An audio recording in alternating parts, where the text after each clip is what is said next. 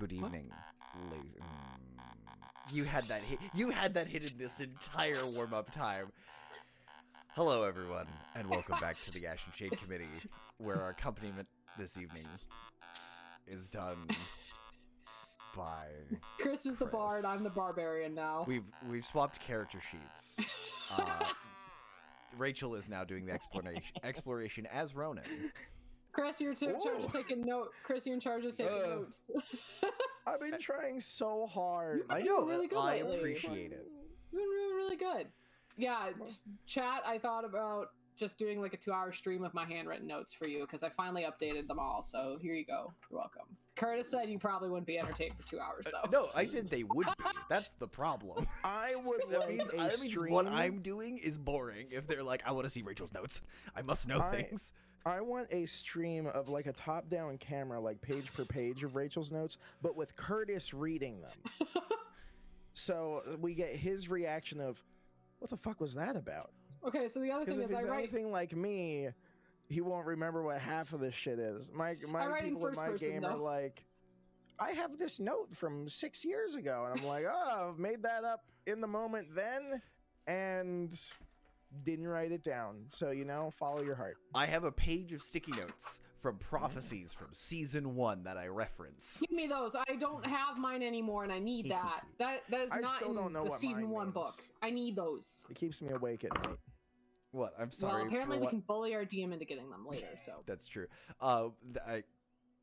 That's true. Actually, that's not a bad Patreon idea. I would be down for that. Rachel sends me pictures of her notes, and I just like, it's a live version of me reading it and going, oh fuck, I have to pay that off at some point. What do you mean that's a plot hook I left behind? Shit!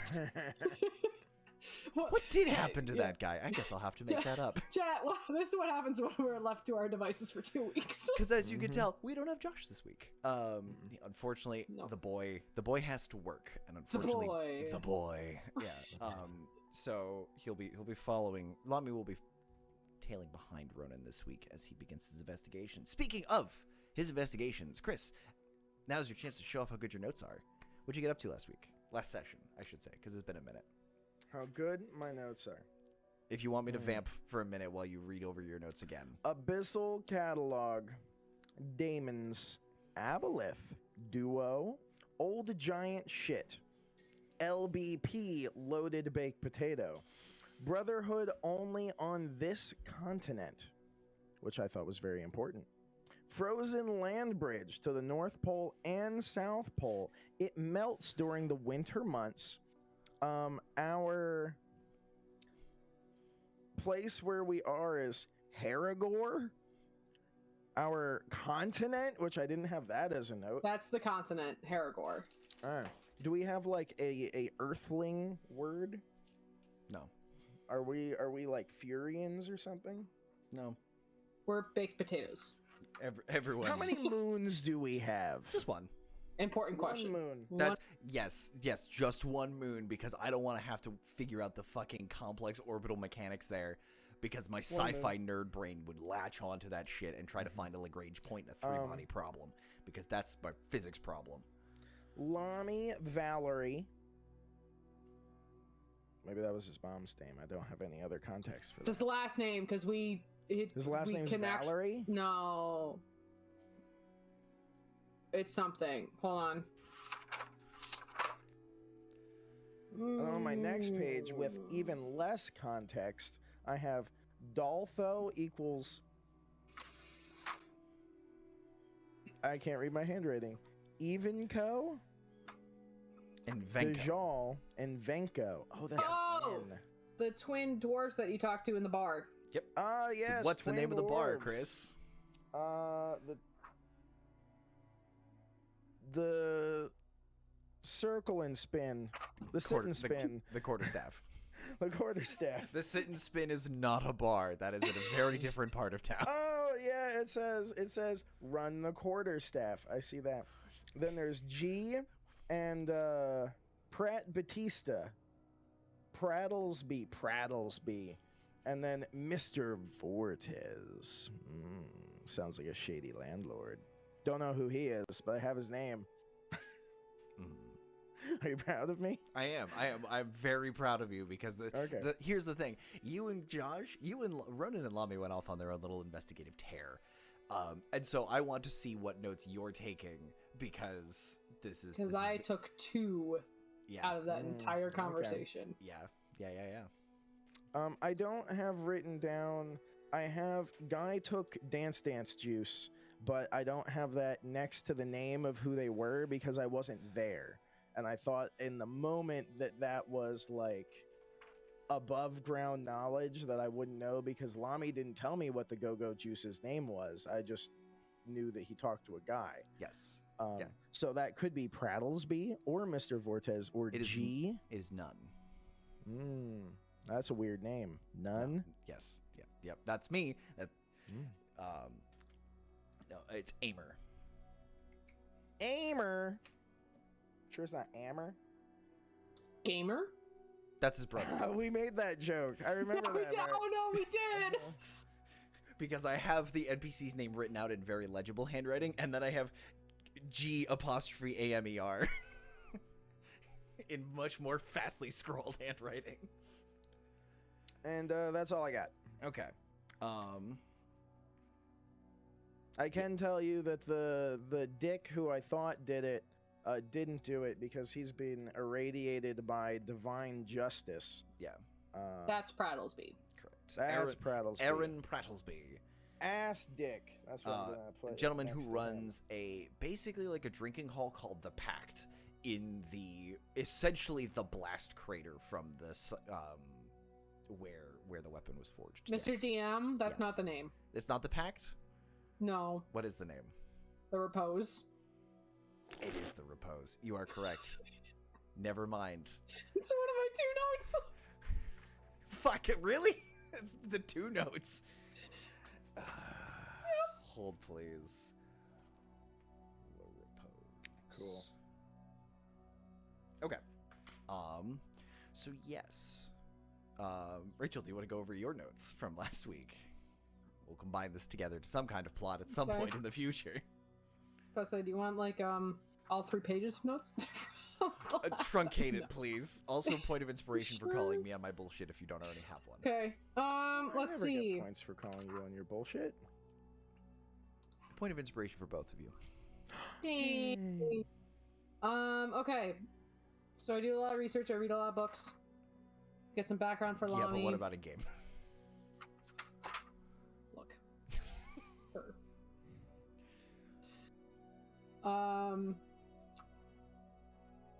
In the Brotherhood crypts, or not in the crypts, the records office basement place. Archives, yeah. Yeah, and I get a little lost trying to find some stuff, and Pip pops up, which I think at first is the green anomaly, and I'm like, hey, tries to give me luck. I turn him down gently. He refers to Chaos as daddy. Says he's the opposite of luck, but he doesn't really have a name. He warns us about an onslaught of bad luck coming down the pipeline. I talk with the groups that are trying to kickstart the research for us on the time incursion in 3 weeks and Ronan's aging problem, and they're working on solutions for both, but we did roll high enough that Curtis hates us. We did find out the next time incursion is going to be on the I came up with this place where I think Ancient Archipelago. On the biggest island of the archipelago. The big one. Big one. Which Teelan? Or is Teelan the capital city? Tilen. Yes, I apologize. Tilen. Tilen is yeah. We don't have a capital name yet. That's yes, Tilen. Sure it's not Talele? Yeah. Oh, okay. Okay. Yeah. So, good notes, good refresher. It's always nice for me to know what you guys found important enough to write down. But yeah, for broader context, to truncate that entire conversation, a plan of two directions. Ronan and Lami are on the hunt for Ed, the bloody brewer, owner and operator of the Kaleidoscope. No, the Whetstone, the other singular noun of a bar. Owner, operator, and weaponsmith of the Whetstone has been missing for approximately 4 days, or was last spotted 4 days ago, and all signs seem to point towards some kind of ruckus and or abduction. Eyewitnesses report, middle of the night, a large mechanical chicken hauling a cart. Something large and heavy was dumped into it from inside the Whetstone and driven into the city, and the guards paid it no mind. So Ronan and Lami began doing some brief adventuring. But yes, you checked out the place where the last call, the axe that Brother Breathe was carrying and is currently residing in Ronan's bag of holding, if I remember correctly, was forged, and that's where you guys met.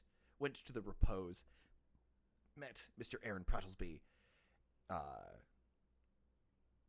running this particular place, with his 2 Air Genasi assistants, and he had no recollection. He had no memory. He had nothing to do with Ed. Because a downside of living and working in this place all the time, this place of connection to a place of pure order, because originally the portal that was here that kind of blew up was tied to Mechanus, was tied to the Primus itself, an entity of pure, unadulterated order. And so one of the side effects is, over time, you are under almost a perpetual zone of truth, which people are starting to take advantage of in business dealings. But you guys have been in town for a little while, and Ronan, I believe you and Lami were looking for your next steps, looking for where you were headed off to next.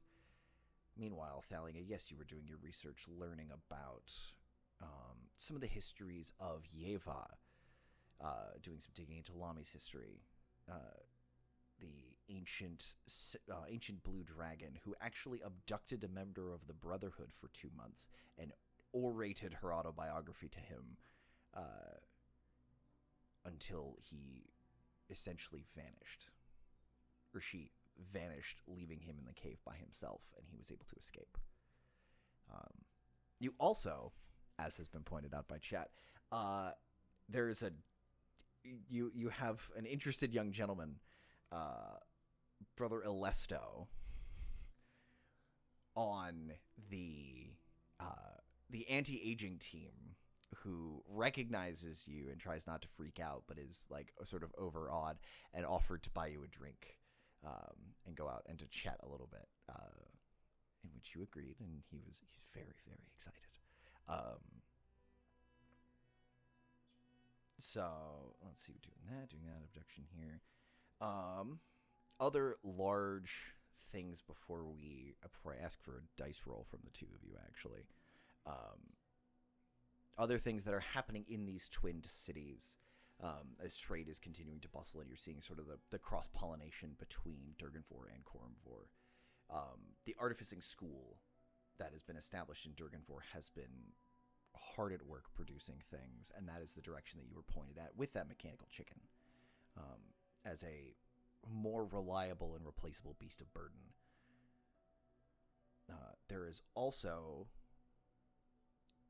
there's been talk of a reveal of the enchantment that's been put on the ceiling downstairs. Robbie had been pushing for instead of staring up at a cave ceiling, adding a little something special to the ceiling, making it more real. And that is happening in the next, I believe, if not today, then tomorrow, within the next day or so, as things allow. But and last but certainly not least, there's an audit going on. The kingdom of Durganvor is being audited for the first time in a very long time, and you were all warned by Atronics that if you see a goblin in a 3-piece suit who looks very, very serious, do not do not bother him. Do not attempt to punt or murder this goblin, because the audit is partially being brought on. Because the Master of Coin, Corinthus Scalehands, has vanished with a few modrons and some coinage. An indeterminate amount, which is why this audit is kind of happening. So, I believe that's everything important that I have written down.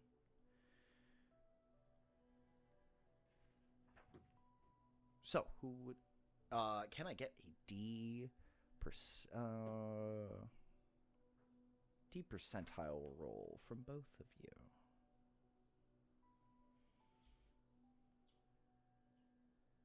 Dig out these big old D10s. They're the spiky, the big ones. The spiky boys. It's like a Goa'uld mothership. 11. Beautiful. 10. Beautiful. I love it. I rolled a 10 and a 0. So That's a 10. I rolled a 10 and a 10. Look at that. Nothing if not consistent. That's true. That's really set the tone for today. So, who wants to go first? Who knows what they want to do? I know what I want to do, but it doesn't matter to me. Okay. I was about to say, Chris did nose goes. We abide by the rules of nose goes here. We could do rollies. Let's do rollies. Okay. Is it higher number goes first? Higher number picks. Higher number picks? Picks? No. Higher no. number, higher number goes first. Let the dice decide. Higher number goes first. 11. 10! Oh no, this is cursed. Oh, this is so cursed. Oh. Okay, so Ronan, we'll start with you. Doesn't roll off the tongue as well as salami. No. Mr. Ronan. Yes. My grizzled old man Goliath. Mm-hmm. Your grizzled exhaustion level 1 Goliath laying in the middle of the street by a manhole cover in the rain. Yeah. What would you like to do? On this drizzly mid-afternoon. I feel like I'm gonna lay here for a good half hour. Okay. Because I believe the last thing I said to Lamy was, I don't know what to do, and I just flopped backwards on my back and just kind of let the rain hit me in the face. Mm-hmm. And Lamy was eating cucumber sandwiches. Mm-hmm. Yep, ritzy cucumber sandwiches, and sort of sitting next to you. You're getting a couple of odd looks as you're laying on the ground. Fortunately, you're a big enough guy that they don't think you're dead because they can see your chest rising and falling as you're breathing from, 20 feet away. Balami just kind of sits there for a while in silence, sitting next to you and enjoying the rain. So, there's only one person with a robot chicken that we both know, and that's Firo. Not Firo, the other one. Maury. It was played by the same voice actor. Maury. That damn Matt Mercer gets around. Yeah. No.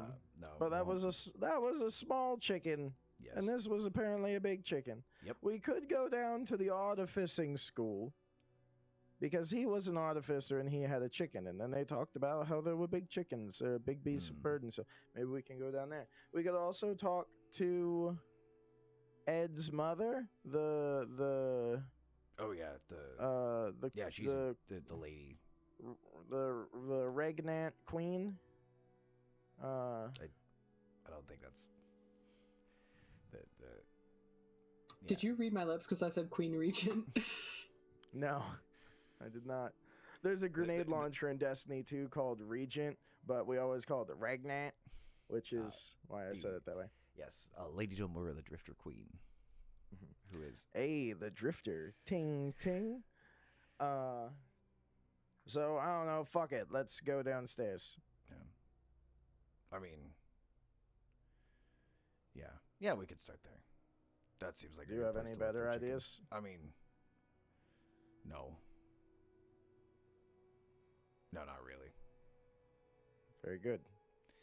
You want to hand up? How do we get downstairs? You would know that there is an elevator up in Greymire, up into the northeast quadrant of the city. Or there is an elevator that goes down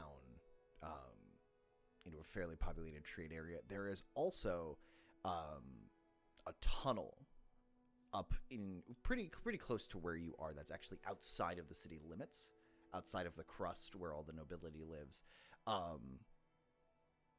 That we will. You can take a cart when you came back after your first adventure up north. Between coming back for season 2, effectively, you came on a cart down that tunnel. That's where we saw Deke getting yelled at. Yes, you did. Yep. Fuck it, I'll go that way. Okay. Okay. So yeah, you're hauling yourself up and kind of walking through the rain. The streets are mostly deserted. It's a little rainy and gross. You are seeing folks dining at some nicer establishments under tables or under awnings and stuff, but they're not really. You're getting some weird looks because you're a shirtless old man Goliath walking through the streets in the rain.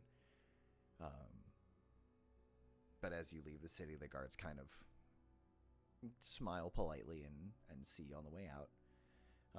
And you can see a fairly long line of carts lined up trying to get in through this tunnel. And you see a small checkpoint of guards sort of going through and looking over some of the baggage of carts coming in and out. This line of carts is probably 20 deep. You're going to be standing outside for a little bit if you wait in line. Well, I'm not a cart, so I'm going to go around. Okay, you just want to cut the line? Yeah. Okay. Lami kind of pulling his like tattered little hood up over his head and keep the rain out. As you come up, the gentleman goes, "Well there, stranger. You coming inside?" Good morning. Yes, sir. All right. You mind stating your business for me, sir? To go talk with King Robbie. Is he expecting you? He's always expecting me.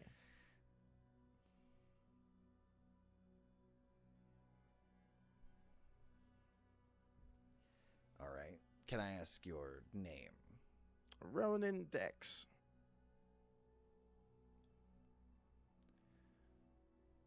One moment. Sir, can I get your name? And he points to Lami. He goes, Lami, just Lami. Just Lami. Weird last name. All right. Wait 1 second here, gentlemen. I need to just... Protocol. You understand. And he steps away, talks to a gentleman in a green plume. Not Pink Plume? Nope, not Pink Plume. Pink Plume is not here at the moment. Sad. No, the gentleman you know is Pink Plume. Mr. Magnus has been elevated. He would not be on a guard duty shift. Yeah, and he comes back. He goes, "Mr. Dex, Mr. Just Lami, my apologies for making you all wait. Please come inside. Do you want me to let His Regency know that you're here and on your way?" No, we've already been here. We just came upstairs, and now we're going back downstairs. Right. By the way, as you're just kind of leaving, he goes, "By the way, can I ask a small favor?" Sure. And he kind of looks around, reaches into his armor, pulls out a small leather-bound book, and he goes, "Can I get an autograph from the two of you?" Sure. I shouldn't be asking this when I'm on duty, but It's okay, I've blessed babies before. And I'll take his book. I'll sign my name in giant, so it takes up like... one letter per page. One letter per page, yeah. Lami in Draconic, like, Lami, just like sideways off scan. And he goes, "Cool." Is it fancy, though? The notebook or Draconic? No, like Lami's handwriting. That's a great question. Roll perception. Which we can also leave that up to his master with a natural 2. I don't think my +5 will help me too much. It's pretty. I also can't read Draconic, so I don't know what would be fancy or not. It's well written. Okay. It looks like it might look like something you'd see on like an official document somewhere. There's a hint of flair to it. A hint of someone who knows how to sign their name. Yeah, a little bit. He's like, kind of folds up, and he's just like, "Thank you, thank you, thank you." Oh, he's gonna be so excited. Anyway, as you were, gentlemen, please continue and have a lovely stay. I reach into the bag of holding and I pull out a +1 dagger and I hand it to him. When your hand comes out with a weapon, he takes a step back and his hand goes to his sword and he goes, "Sir, please put that away." It's for you. Sir, I cannot accept gifts. What? Please put it away. Well, that's grumpy. I'll put it away. And as you put it away, you notice that there are several other guards have like everything has kind of stopped and looked at you. And roll me a perception check real quick. Oh, these should all be at disadvantage because I'm sleepy. You're a sleepy boy. 19 and a 17, so 22. You get the feeling as he sort of settles back that there are more eyes on you than just the guards. And out of the corner of your eye, you watch something in the stone shift. And when you like turn your head to kind of catch a glimpse of it, it just looks like stone again. But on the key in the sort of the cave mouth around you, it goes back to normal. And the gentleman walks up and goes, "Sorry, again, that is official policy. However,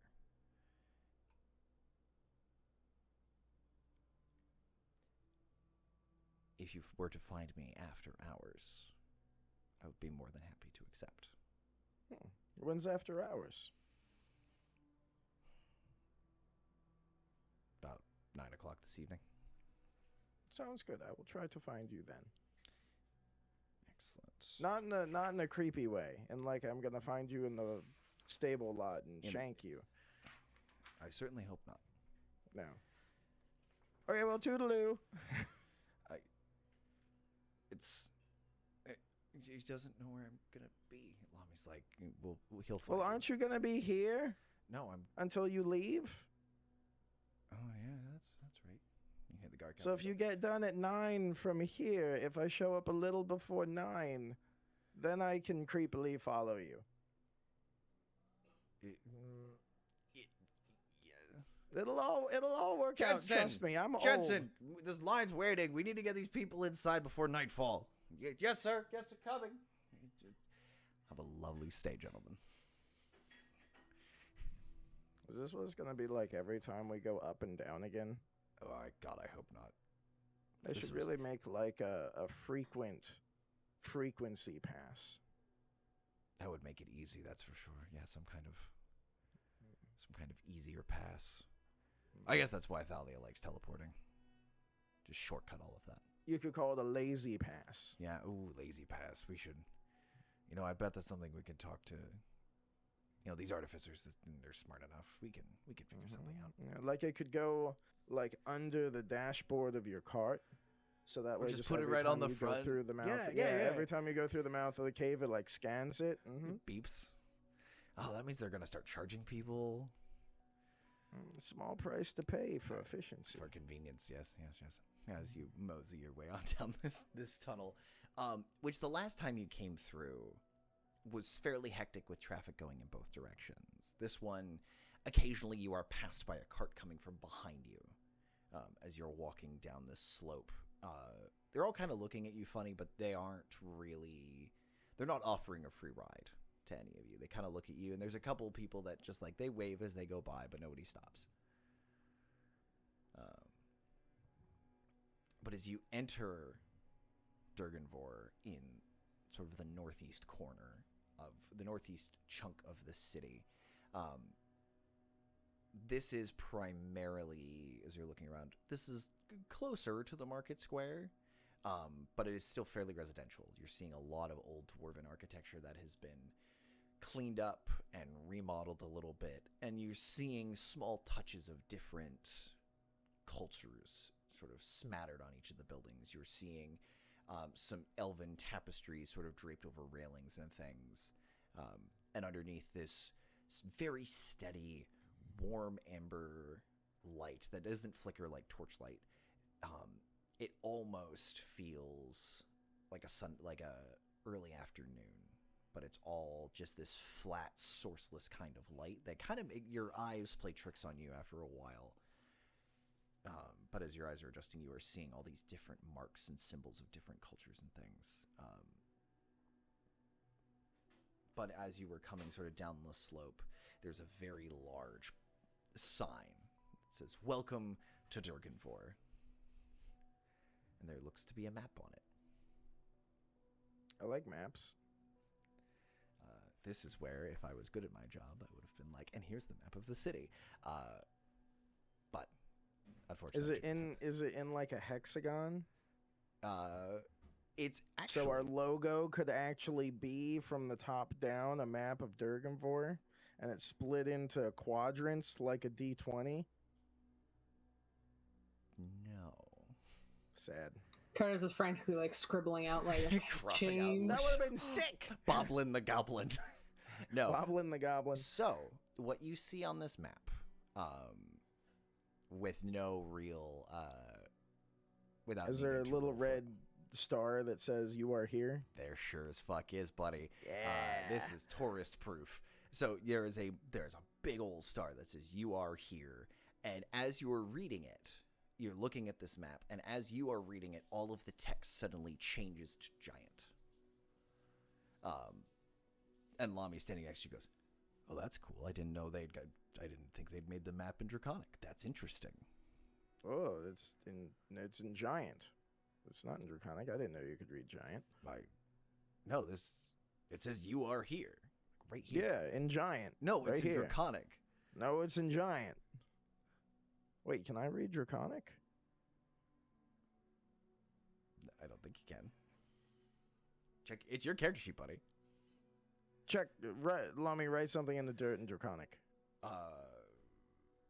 Sure. And he like leans down, and there's a little bit of like travel dust and dirt, and he scrawls something in Draconic on the ground. You cannot read it. See, it says "You are here." I can read. Is that what he wrote? No. No. He's like, that's not what it says. What's it say? I'm not going to tell you. That's rude. I know, but that just means you I can't. look at the map and I'm from the artificing school, and then I go that way. Okay. Yeah, so the map itself is broken up into 8 segments. Essentially like a pie segment. It is very, very orderly and well organized. And there are routes leading in towards the center of the square where the King's Hall is, where you have stayed previously. The Artificing School is actually in segment 6, so it is sort of across the far way. But it is, if you had taken the elevator route, it would have gotten you fairly close. But this is that fucked up. Yeah.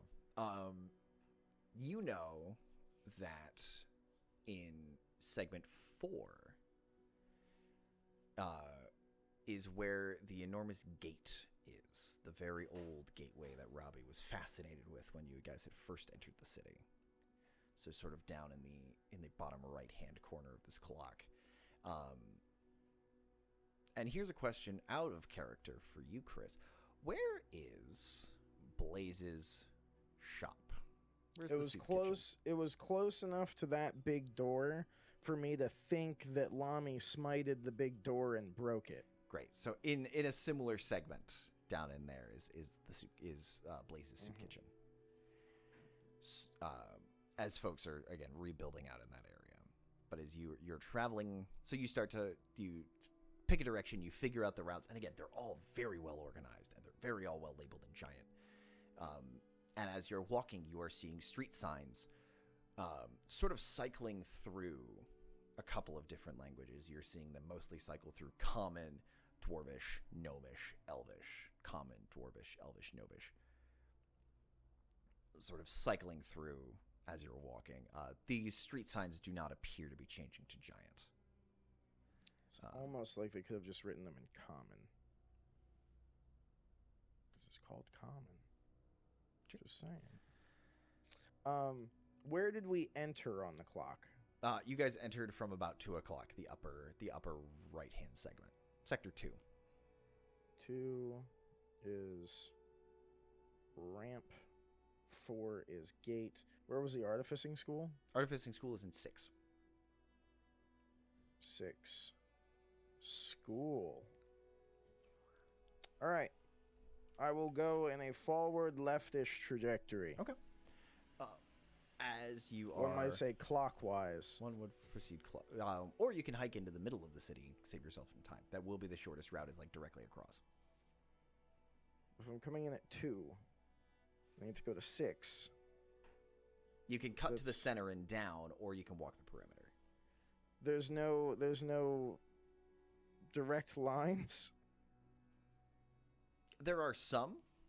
Like, there are some routes that kind of snake around, but it's segmented off into districts, and there are sort of heavy thoroughfares for a lot of foot and heavy traffic to go through between the segments.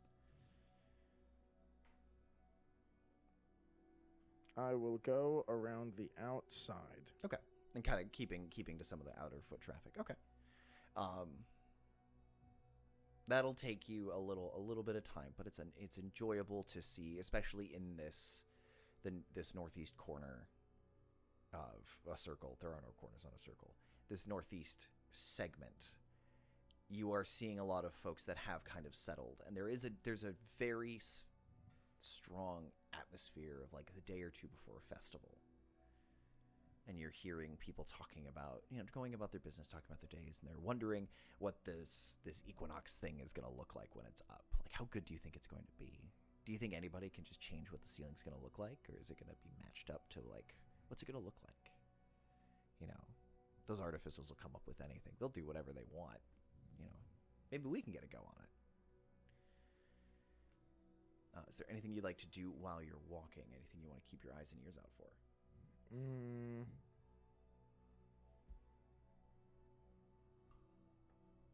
Anything particular? A word on a giant chicken. That's really all I got. Perfect. Great. Excellent.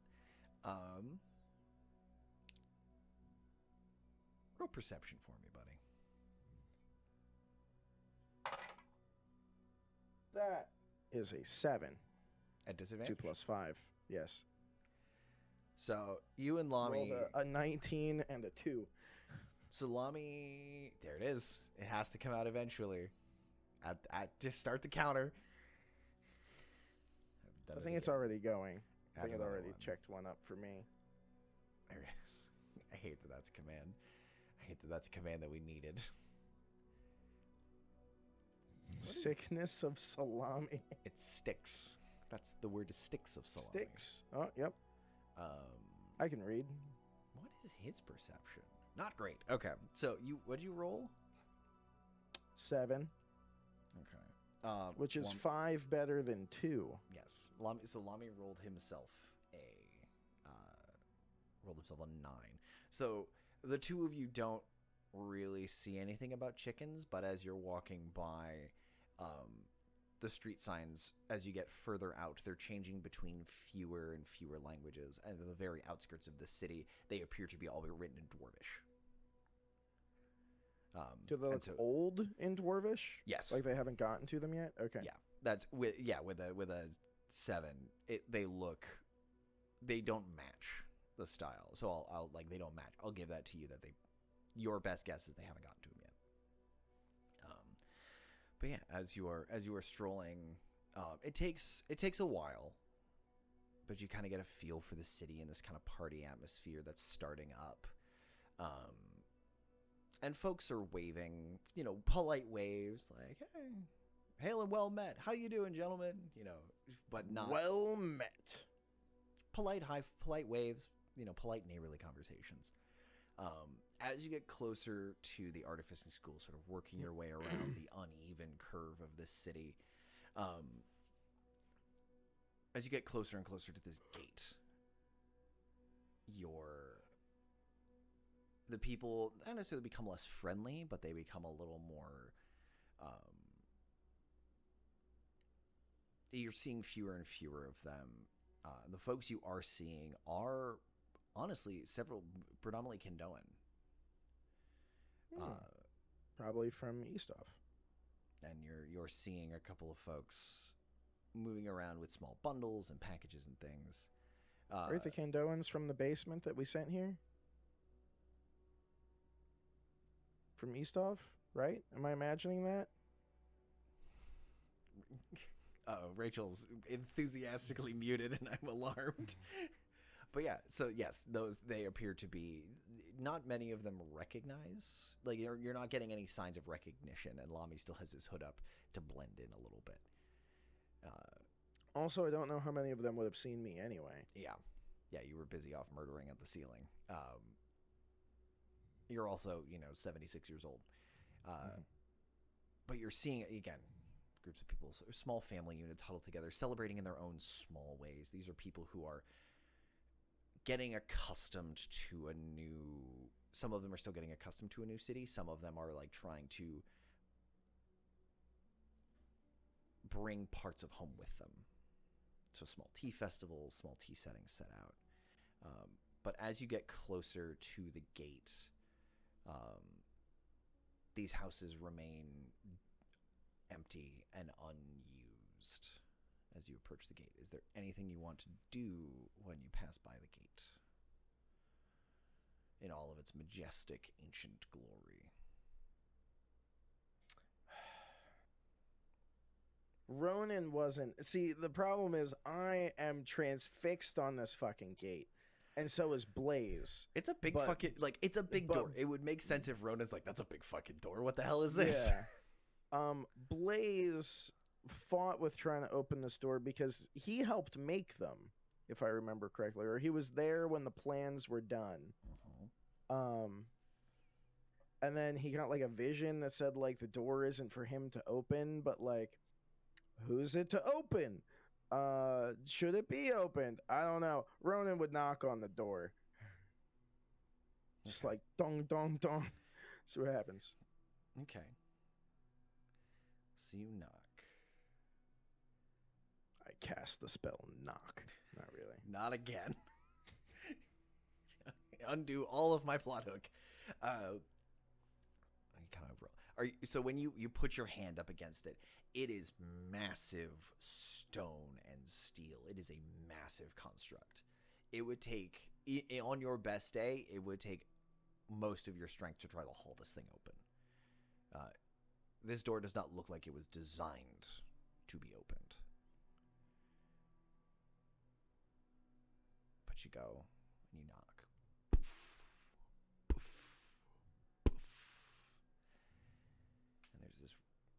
The metal kind of rings underneath your hand.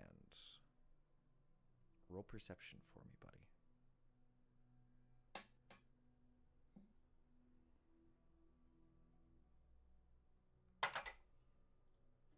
That is a natural 20 and a 15 for 20.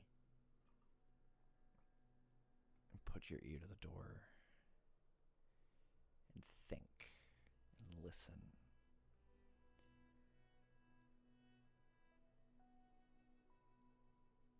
And the door, you don't hear anything on the other side of the door, but when you put your ear to it, you know what most metals sound like when they're hit. You know how to judge steel and metal from the sound. And there's a little bit of tannel wiggling its way into your head to listen for that resonance. And this door thrums in an unusual way, but you don't hear anything on the other side. I flick it like Tannel did. Okay. It rings. It's more of a chime than a thud in this case, but it does not have the same massive resonances that you've heard before. But there is something magical about it from the way that it's from the sustained ring. It's longer than it should.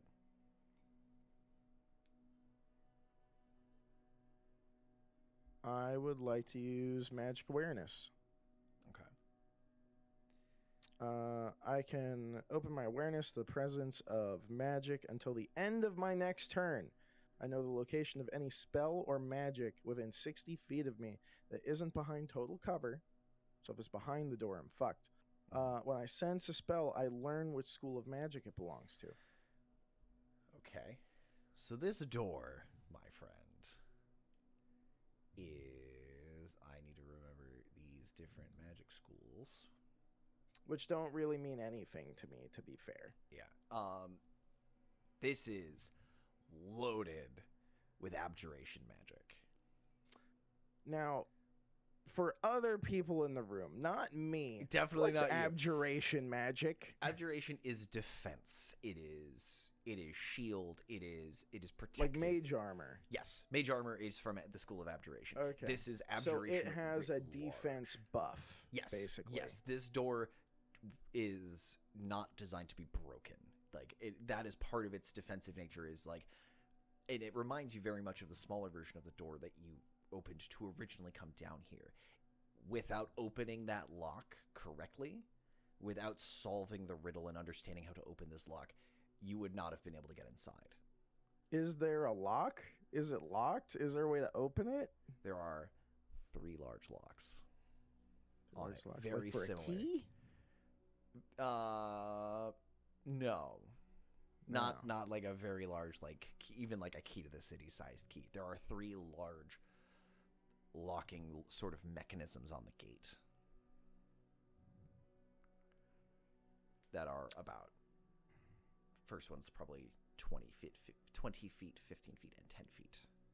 Is there anything that appears like I could do to them to make them be open? Actually, I lied. There's one other thing I should tell you about this door. It has teeth. No. That would be great though. It's a mimic. There's a little extra. There's a little sprinkle of something that you've never seen before in this magic. And this abjuration magic is this very strong. Let me ask you this question. What color does abjuration magic look like to you? Protective, defensive magic. Blue. Blue? Like a deep aqua blue, like the border around our nameplates. Okay. Great. So, looking at this, and as you're looking at these locking mechanisms to try and understand if there's a way to get these doors to open, there is a ripple of something over top of it. If it's this blue aqua, there's this weird iridescence like an oil slick on top of it that you've never seen before. But something in your heart and in your soul and in your giant blood knows that this magic is keeping these enchantments active for longer. This is some kind of very, very faint chronomancy. Chronomancy? Time magic.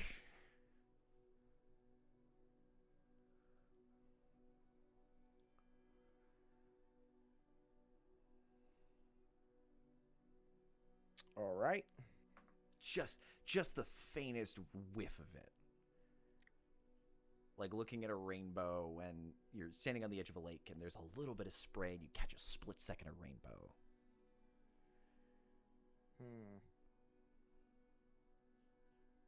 All right.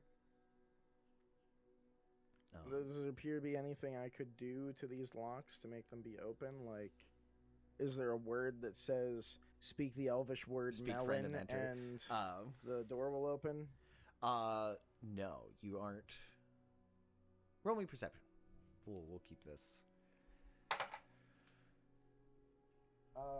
8. Okay. You're not seeing anything, but also the closest lock to you is 10 feet up. Is like 10 feet off of the ground, so it's a little above your sight line, and your eyes aren't what they used to be in the dark. So you don't see a way for these. I'm old. Yes, you are, buddy. Well, fuck, Ronan's not that invested in the door, so I guess I'll keep going. Okay. As you go, Lami lingers behind a little bit, and then catches up to you, taking a long kind of look at the door. Why are you looking at the door? I don't know. It's a big ass door. What's behind the door? I don't know. Can you open the door? No, I can't open the door. Do I look like I can? How do you know? It's a big door. I'm not. Do you want to open the door? Oh no! Listen, one problem at a time, please. Like, Maybe I know Ed's I'm on not the the other one side to of say the it. door. If Ed's on the other side of the door, he doesn't want to talk to us. Ed would always want to talk to us. You're right. He'd want to drink with us, I think. But as you go, Lami kind of goes, they're all looking at us, Ronan. Who? Keep your head down and look. I look very obviously. You whip your head around, and you surprise people, and you see what looks like a bunch of kids between the ages of probably 4 and 14. And you see some of the older ones like duck down behind, like into buildings and behind some low walls. And you see one of the younger kids like kind of looking around, and you see a hand come up and like grab the top of the kids and push him down beneath the wall. I have a really stupid idea. Go for it. Please give them all +1 daggers. I will hand out the 4-year-olds +1 daggers. No, already... I'm gonna pull out Fulcrum and walk over to the door. Okay. And I cast Earthquake. No. Because the knock, not with the intention of breaking down the door, but with the intention of like striking it, like I want it to produce sound. I would like to hit the door with Fulcrum, because my thud produced a different sound than the ping, and I'm wondering what like an implement would do. Okay. Roll me performance. Performance? Can I do it recklessly? So it's not a disadvantage? If you roll recklessly, I'm going to make it an attack. Oh. You do have inspiration, though, from earlier. Okay, let me roll disadvantage and see what happens. Do you? Okay, yeah, I'll let you. I mean, that's not terrible. A 17 and a 16. So 17, because it's +1. Okay. So kind of you watch, and Lami's like, oh no. And he sees you kind of stand up, pull up the hammer, and do you look over, like, walk me through this. I'll let you, tee me up, and I'll tell you what happens on the swing. You're going to pull the hammer up, and the weight of it is going to surprise me, because this is the first time I've had Fulcrum out being old. I'm going to, like, hobble back a step or two. I'm going to look over my shoulder at, like, the children there. I'm going to give them a little wink. Eyes over the counter. You see them all just, like, rising up. And you didn't realize that at least 2 of them are tieflings, because the horns come up before the eyes do. Okay. And I'll give them a little wink. And, I'll run up and boom, like full like mauler hammer whack this door. If any of you have never seen the mauler hammer, in one of the Mahler symphonies, there are supposed to be 3 big like mallets whacks, and he believed if the third one was ever played while he was conducting, he would die. So there's actually no recordings of all 3 hammer swings being in the same symphony that he was conducting until after his death, in which case he wasn't conducting because he was already dead. On that hilarious note, I need a death saving throw. No, I'm joking. This is only the first swing. If I hit it 2 more, then we're in trouble. Yeah. Alami kind of turns his head to the side and plugs his one ear, and there is a ringing. It rings like a bell, and the hammer in your hand rings in response. And it is we're gonna go music nerd on you. It's a perfect 5th. You get a power chord that rings and rings and rings in this beautiful chime. The hammer adding sort of that top note too, but the door just ringing in this low bong, and it just follows and carries much, much longer than you would think. Minutes. But you are standing there feeling this kind of rippling through you.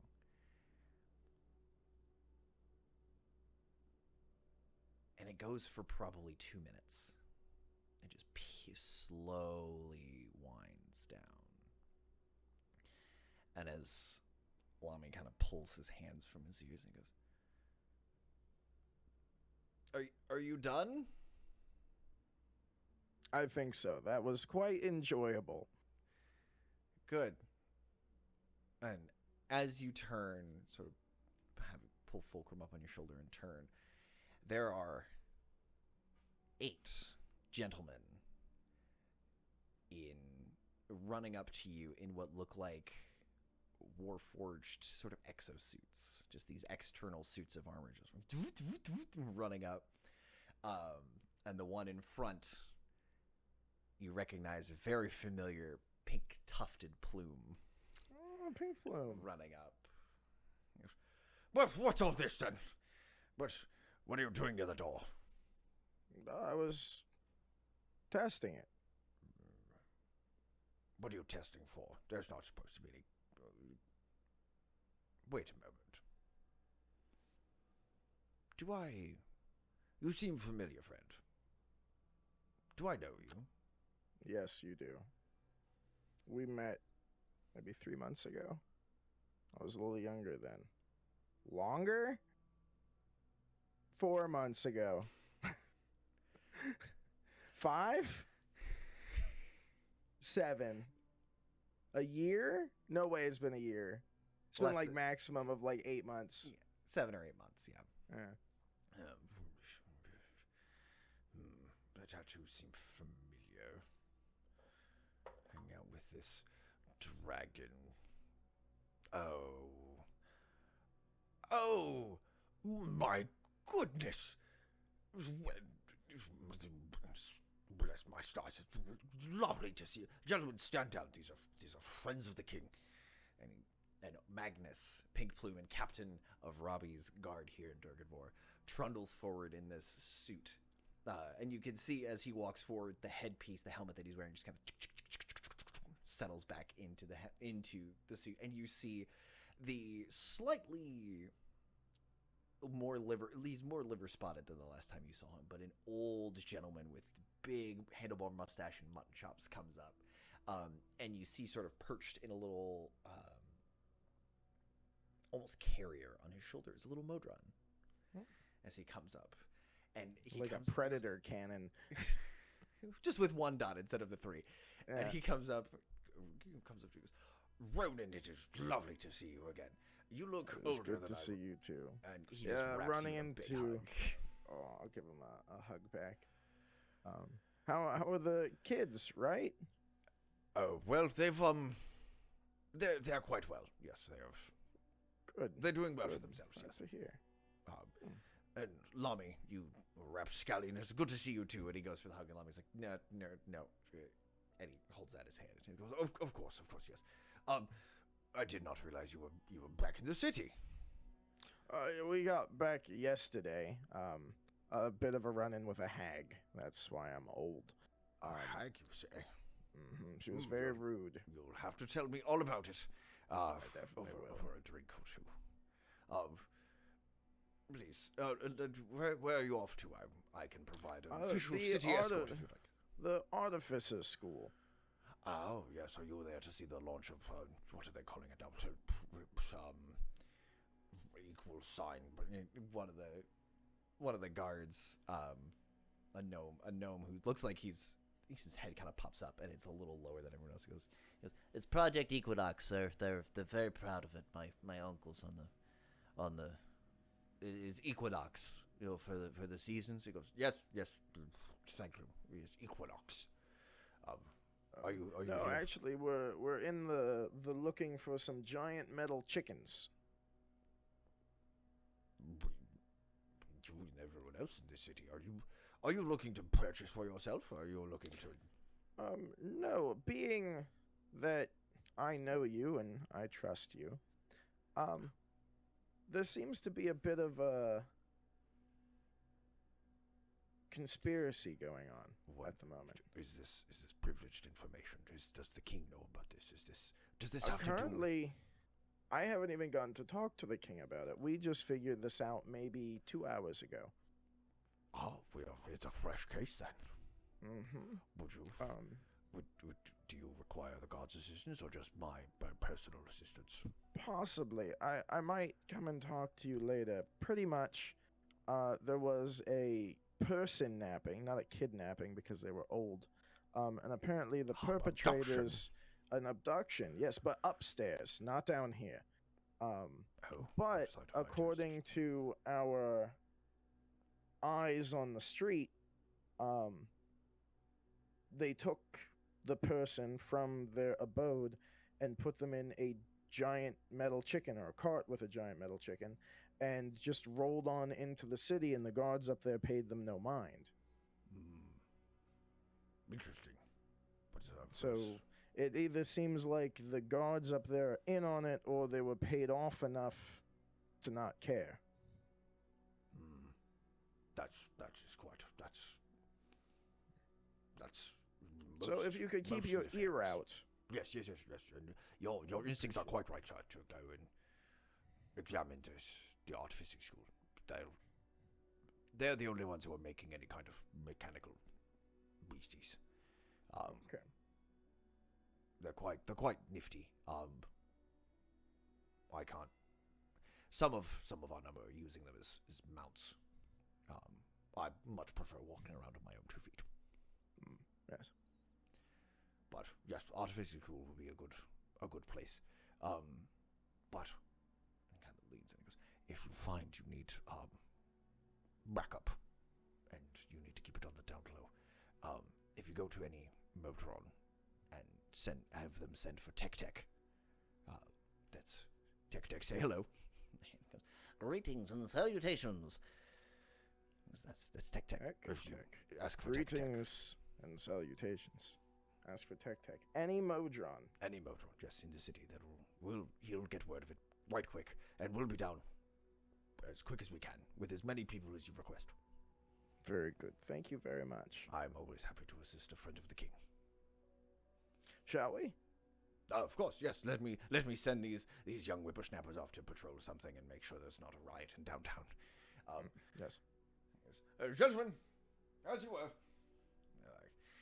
Whatever. And like they're they kind of trundle off together in a tight formation as they move off, and you guys continue. A flying V. As they kind of run off down the street, and you watch as like the kids have been hiding this whole time, but as you and Magnus and Lami walk off, you see them kind of poke their heads up a little bit, and you see the couple of them whisper, "I'm not gonna touch that door. You touch the door." As you leave. But we will cut away on that exit to Thalia. Thalia, what are you up to? Quick question, for my brain cannon. Yes. Do they move like StarCraft Marines? Like goosh, goosh, goosh, goosh, goosh, goosh, goosh? It's a little... It's a little more vertical. They don't have like that full kind of lumbering gait to them. They run like the T800. They run like the Terminator. Oh, okay. Just like okay, very very efficient running. Yeah. Cool. Thanks. But yeah, you watch the kids and also I'll give you this for free. As the guards run by, once they've run past, that is when you start to see Kendoans poking their heads out. And like you didn't realize that everyone had scattered at the approach. And then once the guards leave, then they start kind of poking their heads out a little bit. But as you continue on your way, Magnus is filling you in on the history of the city and some of the small petty crimes that he has personally put a stop to since you've been gone, kind of giving off a report that is long overdue. But yes, so Thalia, what are you up to, friend? She'll finish up her work with the incursion team, and then what time would that be around?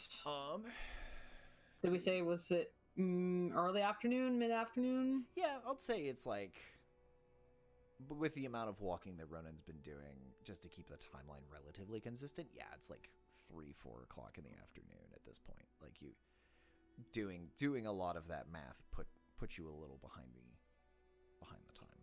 Okay, I will ping Atronics on the earring because we've heard that now is a thing. Atronics, I'm gonna go check in with Robbie. Quick, I'm not gonna stay long. And then I'll be at my dad's. Good. If he's in his chair, don't be alarmed.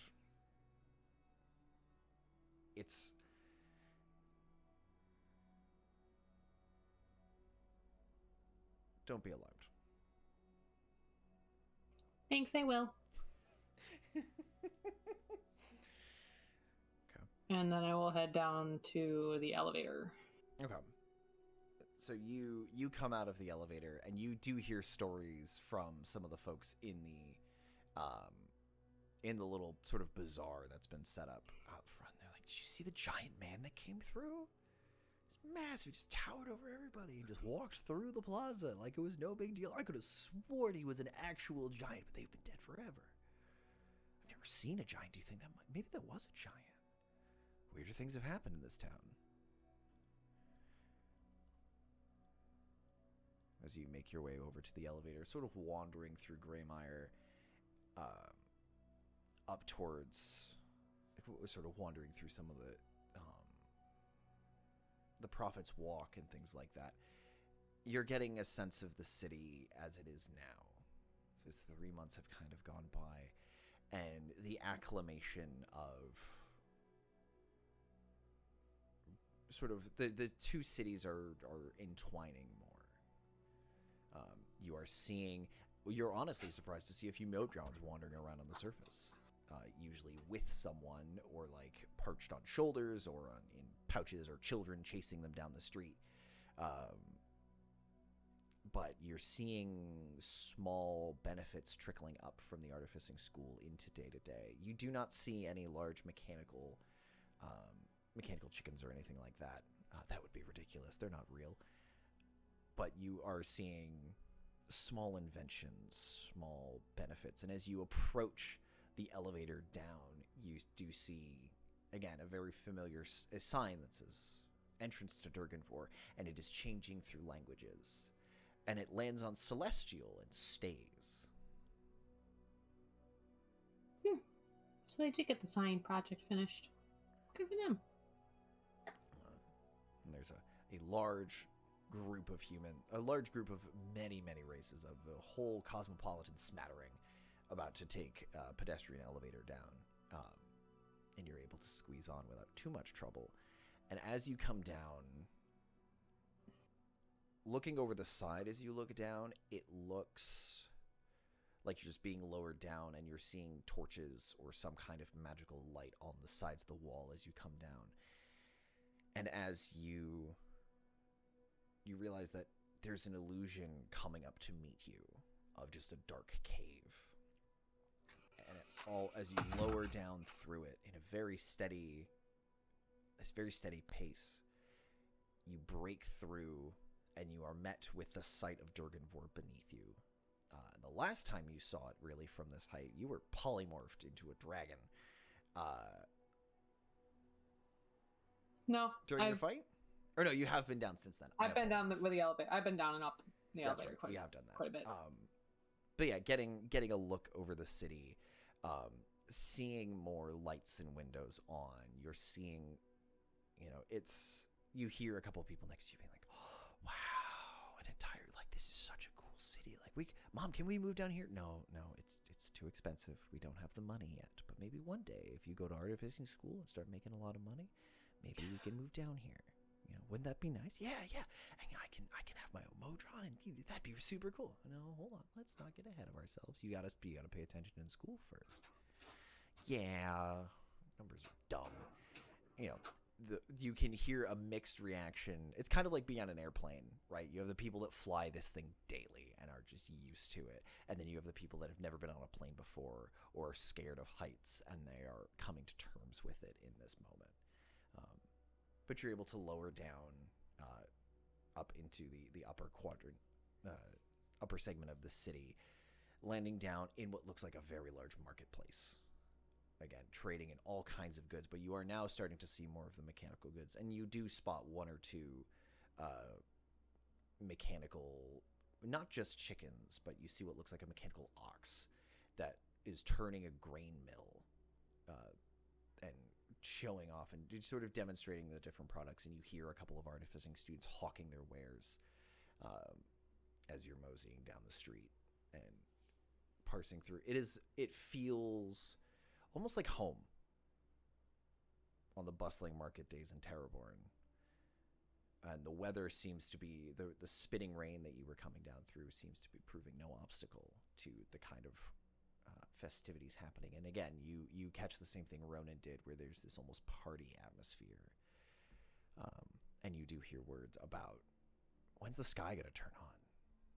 When do we get to see it? When do we, it's going to be so cool to see the moon from down here.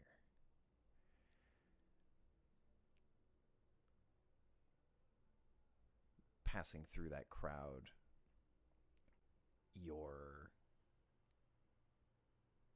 leave a lot of the market behind, but you are seeing shops and bars and places all lit up with small banners, drink specials, things like that, for the festivities coming up as you make your way in and into the very central square and over to where the keep sits, dead in the center of the city. The second tallest building.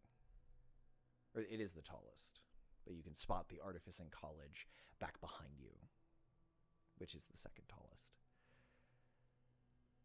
And as you walk in, you see a couple of guards sort of look at you, and they kind of look you up and down, and they go, "Welcome back, Miss Thalia.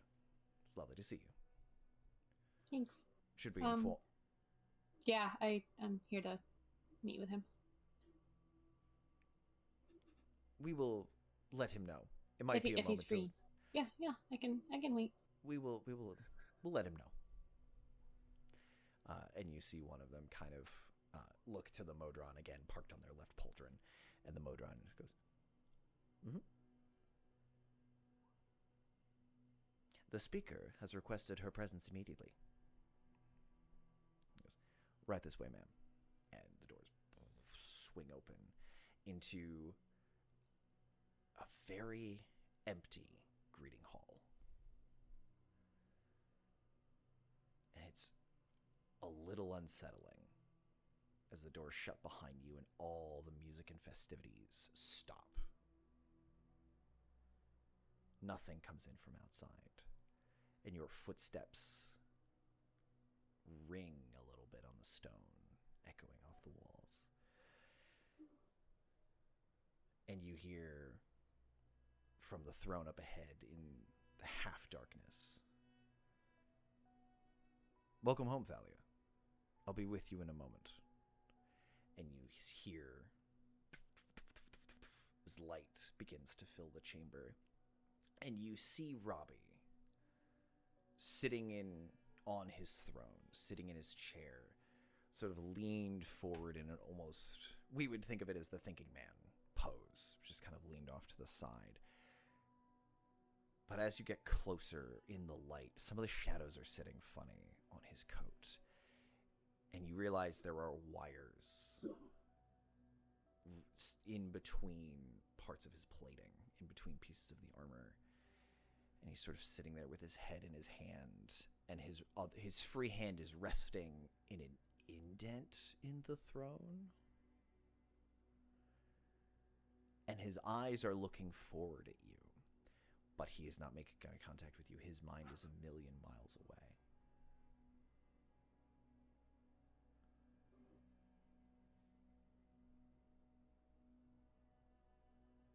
I'll wait. It's a good 5+ minutes that you feel that even though your friend is sitting in front of you, you are alone in this room. And it's not until he blinks his eyes a few times, kind of clears them, and he looks to you and goes, "Hello, friend. It is good to see you again." And he lifts his hand up, and you see wires and cabling sort of pop free and retract into the chair. And he kind of... That's new. Yes. It's good to see you, but that's new. I had some time for a few personal projects. The city is becoming complex to maintain. And I do not have many visitors.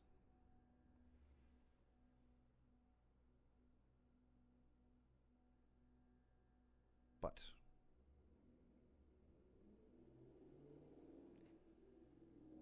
I do not speak entirely truthfully.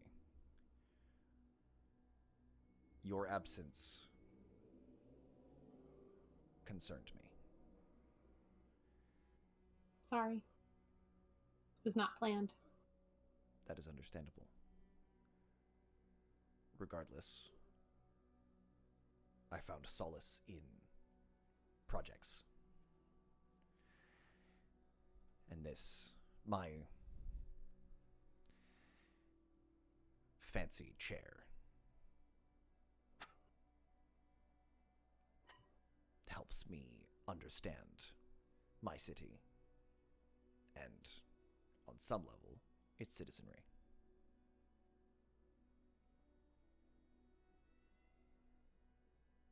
Okay.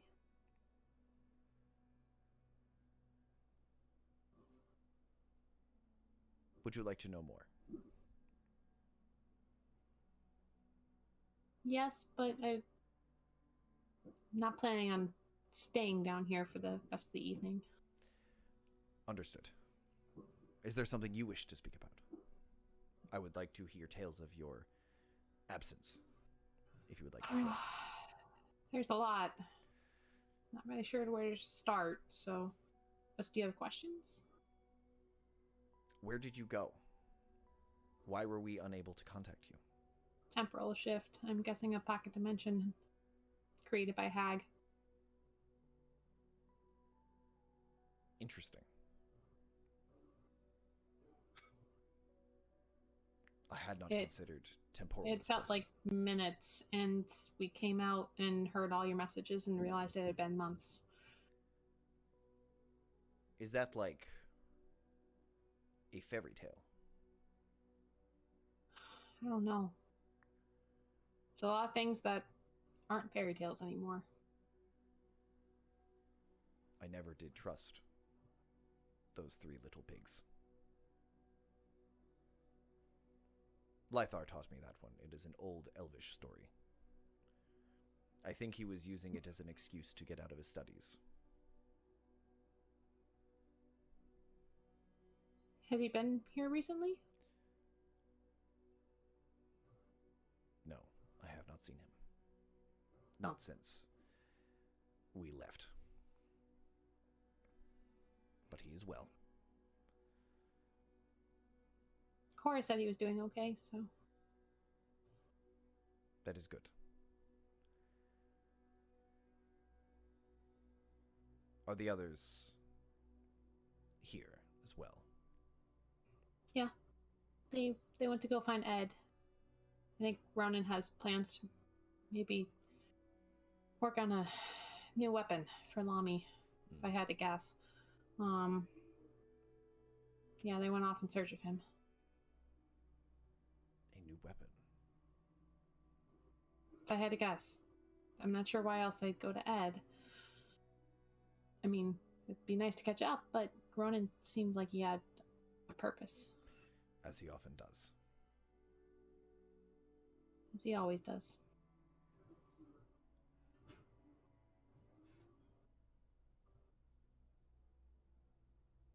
As you always do.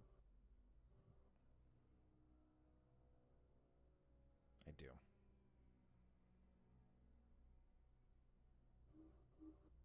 Does that bother you? No. I guess not. Have your projects you've taken time for yourself?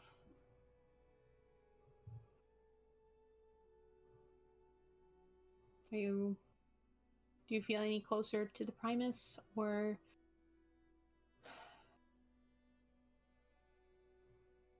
understanding? I don't know. My purpose, one Yeah. might say. Yeah. No. Okay.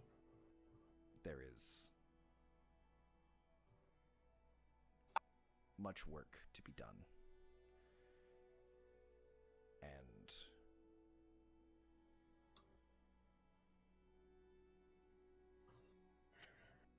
I am unaccustomed to doubt, as it were. Did our disappearance cause No. your first? Okay. The loss of you would be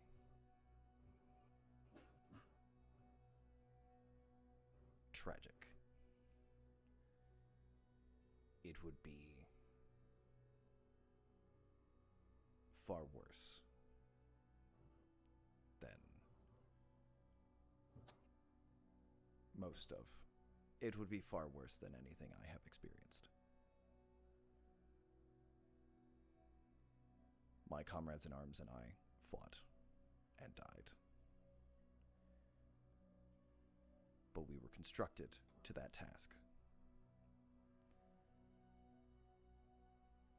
You were not.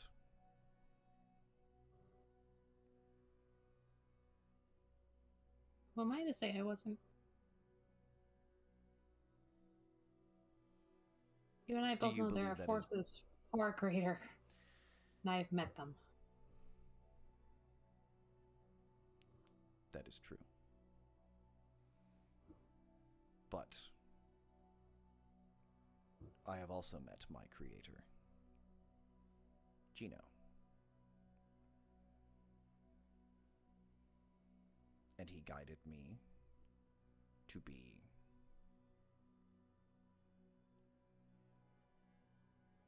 more than I was constructed to be. That is a failing that I have. That is a difficulty that I experience. To be more than you were constructed to be? To have a purpose.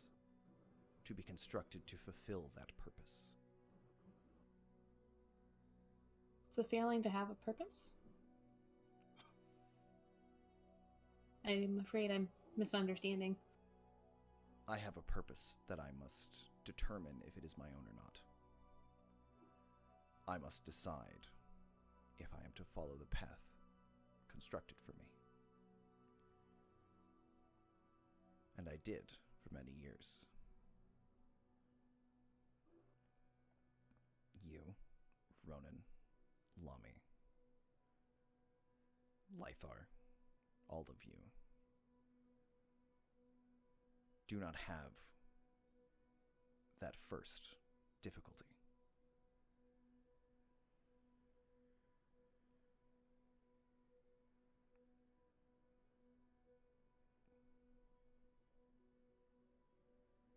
Perhaps not. Not in the same way you speak of.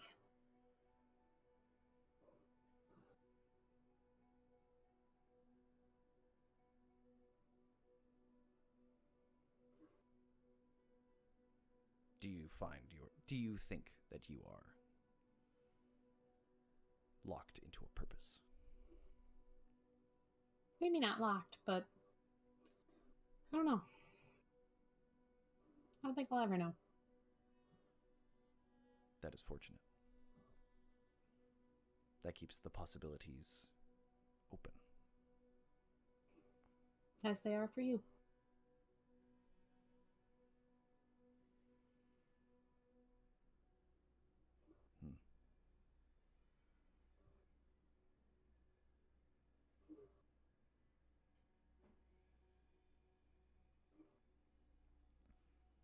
What time does the Equinox project launch tomorrow? Today? Tomorrow? If the sky clears, the intent is to catch the first sunset. And if all goes well, moonrise and sunrise, and according to, well, those more suited for festivities, the festival will continue until sunrise. I will make a speech. I'm sure it will be magnificent and magnanimous. Of course. I do have drafts of that speech if you would like to read them. I would prefer your hand guiding my words. It has been difficult to find a speechwriter nearing your talents. I know that for a fact the Brotherhood has several, but thank you. None as good as you. I can take a look at it. I can't guarantee that I'll be down here for the festivities tonight. I haven't seen my father apparently in 3 months, and I think he might like to spend some time. Understood. But I can take a look at your speech here quick. Yes. And give you some time to process. There's a couple of big things you need to know right away. Yes. The speech can hold. Well, Please. no easy way inform to say it. There's a whole lot of chaos coming down the pipeline. Order is being overbalanced, and maybe chaos is trying to counter that. We're looking at greater forces giving warnings at this point, which involves temporal incursions. Several. At least 4 have already happened, and more to come. The next one takes place in 3 weeks. Temporal incursion. Time travel. Which direction? Back. From ahead. From the future. Ahead. Our current working theory is that red is from the future. The green Modron that showed up at the mayor's wedding is another example. It kind of stops, and you hear the gear. You hear the wheels turning.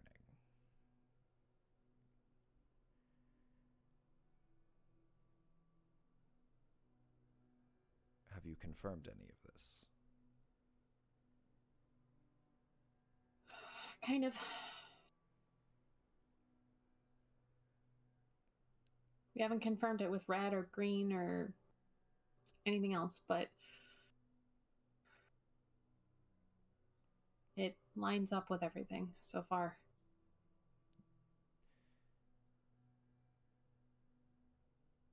Would you walk with me? Yeah. And he turns, and with that, there's a little hitch in some of his joints for a couple of seconds as he walks. And the two of you make your way through, walking by several of the chambers, again, the keep is quiet. You're passing by several sort of staterooms and things like that, that all appear mostly empty. But you do hear, sort of from around the tunnel, you hear the sound of counting in an unusual language, some subvariant of Draconic, you're pretty sure. You, as you walk by, you hear, "My Lord Robbie, may I have a moment of your time?" Robbie goes, "One moment, please. Would you like to meet this gentleman? You may be..." Maybe at another time. Is he doing the audit? Yes. It sounds like he has a specific question, so maybe after the celebrations, or... Of course, yes. One moment. And he opens the door to the room, and behind a very large, ornate-looking wooden desk that seems out of place with the rest of the decor in this room, there is, very much as Atronics described, a very well put together goblin. You can see the suit jacket hanging over the back of the chair that he's in, and he's sort of leaning forward, counting out coins in various piles and things. And he's counting through it, and you see him pick up a pen and write something down, make a small note of things, and he goes, "Master Robbie, my apologies, R-66Y. If I exchange to you the appropriate worth for this coin, this is a historical trinket of some value that I would like to have appraised. If I trade you the appropriate monetary value, will that be sufficient for me to take this for appraisal?" Robbie goes, "Yes, of course, auditor. That would be more than sufficient." "Thank you." And he goes and takes coins out of one pile, very deftly picks them up in one hand, kind of shuffles them around and puts them in another pile, and takes an oblong-looking sort of jade and gold coin between his fingers and tucks it away.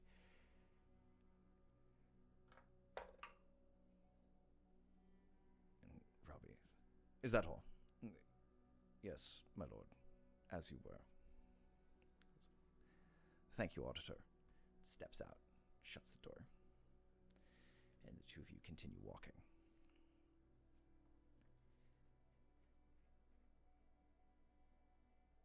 You make your way up into Robbie's personal and private chambers.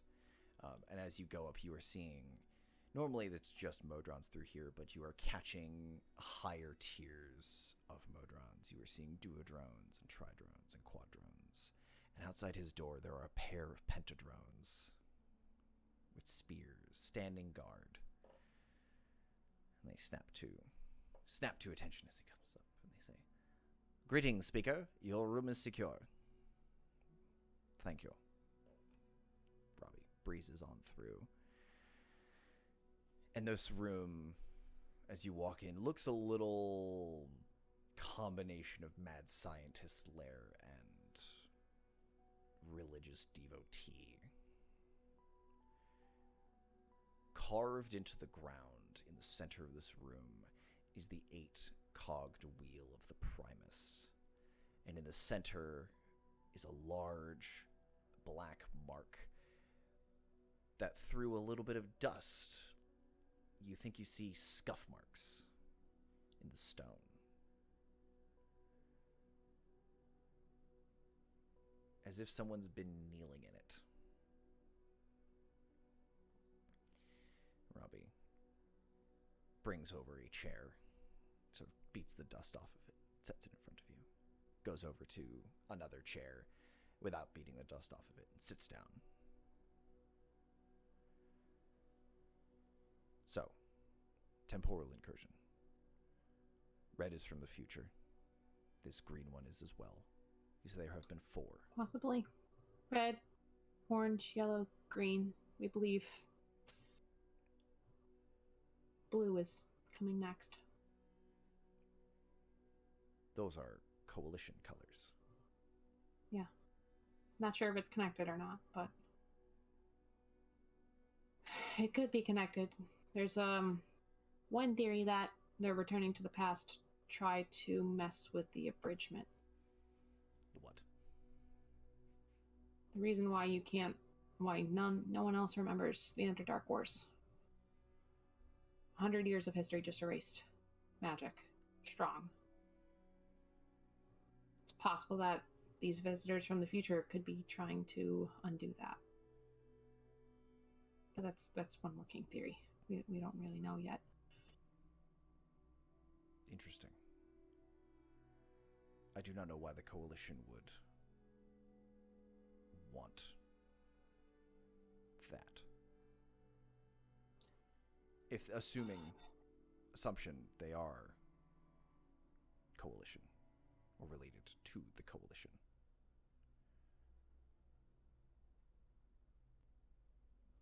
Robbie, does the Citadel mean anything to you?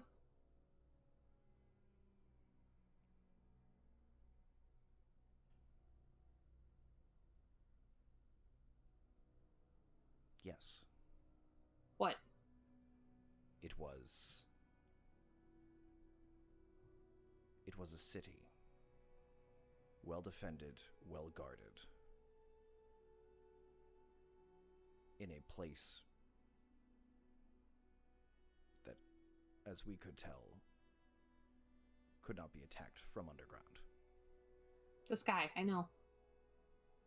No. This was a ground city.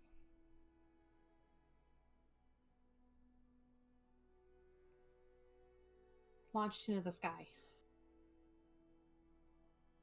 Before the end of the war. That may have been after I was decommissioned.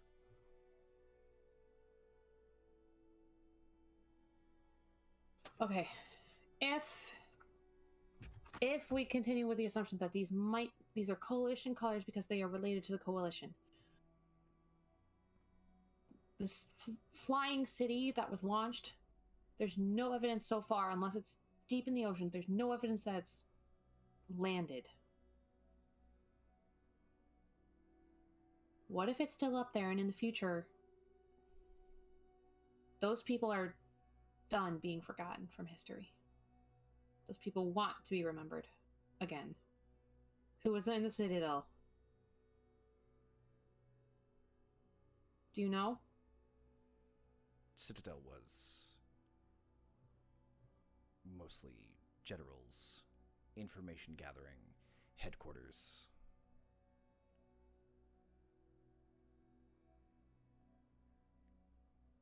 All members there were... He stops and is running. He goes, most members I met there were of similar races that live here. No So Selpians. Warforged? Or somebody with knowledge of Warforged and automatons? Correct. Possible plans to create more would have been stored there. Maybe I'm reading too far into it. But as you said, this is coalition colors. It could be unrelated, but...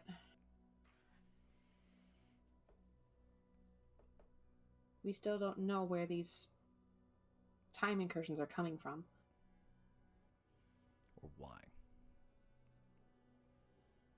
What? But at this point, 2 of them have been present for major events. Our taking of Durganvor, or reclaiming of Durganvor, and the green one at the mayor's wedding where the Raj was... the beginning of the overthrow of the Raj went into effect. Yes. Interesting. And I heard of the unrest in Kondo and the burning of the Brotherhood. Yeah, we arrived as it was burning. I'm sorry.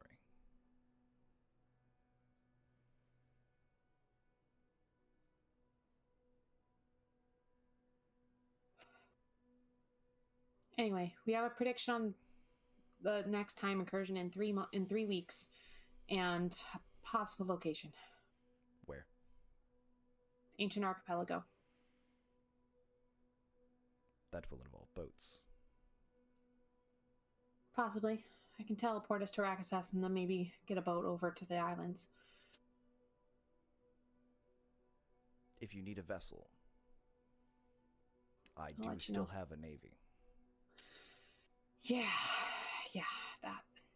But we haven't decided on anything. Ronan. Who is Chris? I don't know. Oh crap! I'm a It's her date later. Hey, no.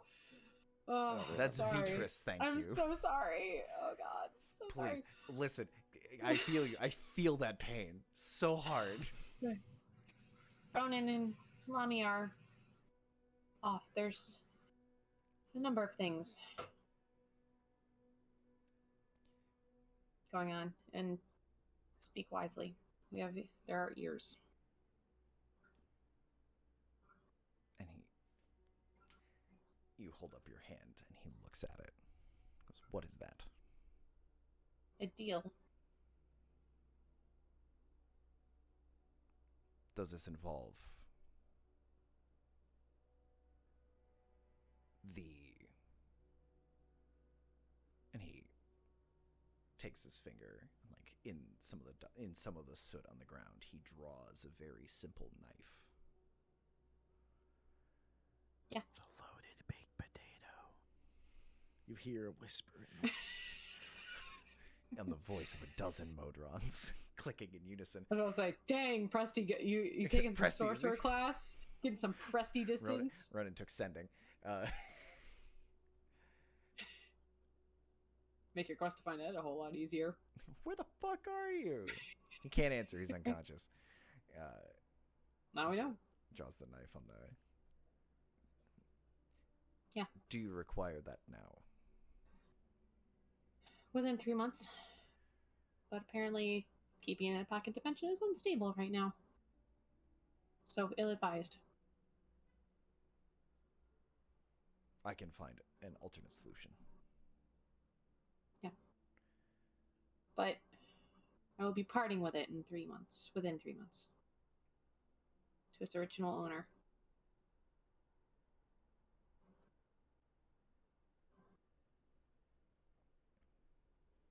Are you sure that is wise? Don't have much of a choice at this point. And honestly, that's one of those forces that are at play bigger than us.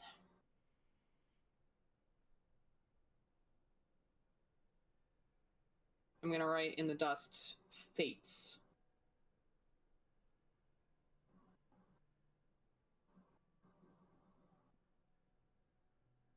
Understood. I will hold this until you request it. And I will deliver it to you myself.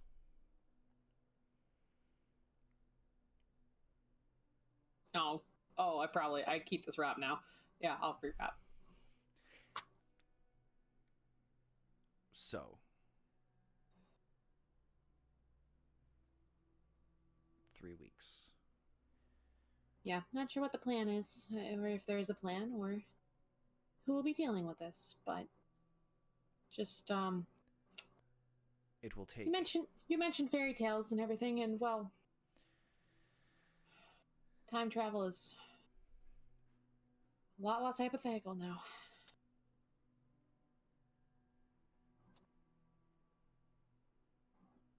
It appears that future research is done on that. That was not something that, during the war, we had much success with. But it was something? Minor. Considered? Okay. Used to slow an individual object's passage, never anything alive, to extend the duration of spells and enchantments on necessary equipment.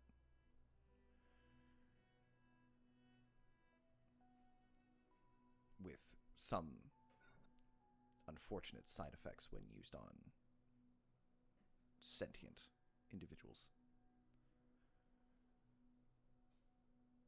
Warforged included. Should probably talk more about that stuff in the next few weeks. It's kind of the big thing.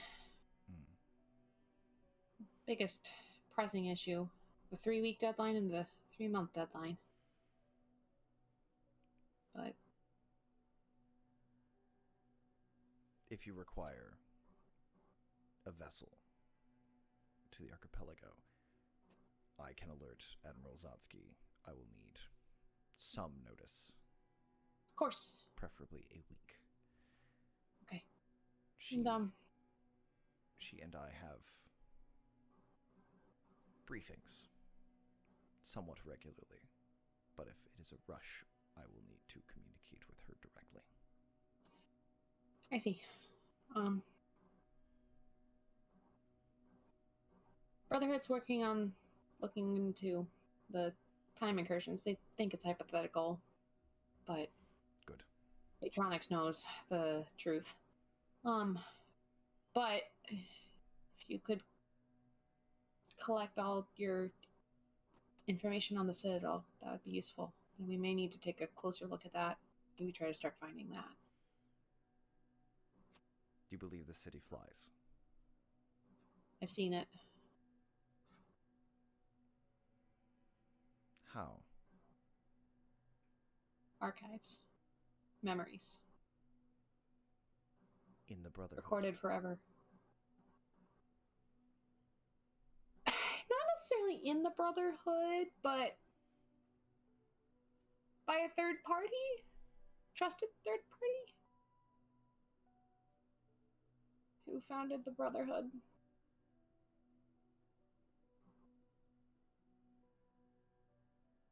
Yeah. Long story there, too. It appears to be. Yeah. But it was, one of the last memories before the abridgment intact was the Citadel launch. Viewed and archived by Earthen.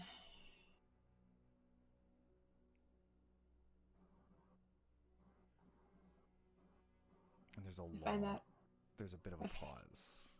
I find that hard to refute.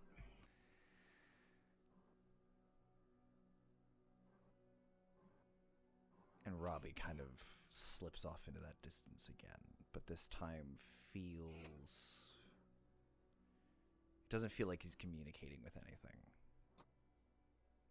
Lost in thought. If you would like to roll an insight check to get more out of your buddy.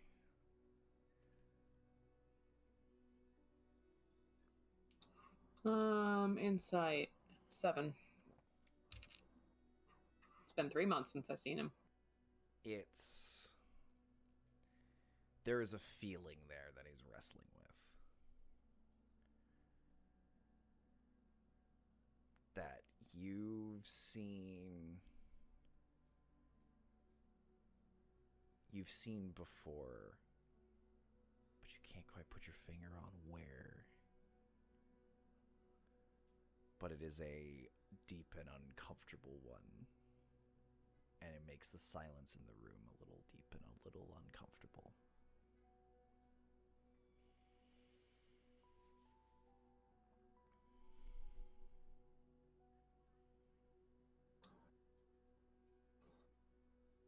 Don't want to sour the mood any further, but I felt you needed to know about those things.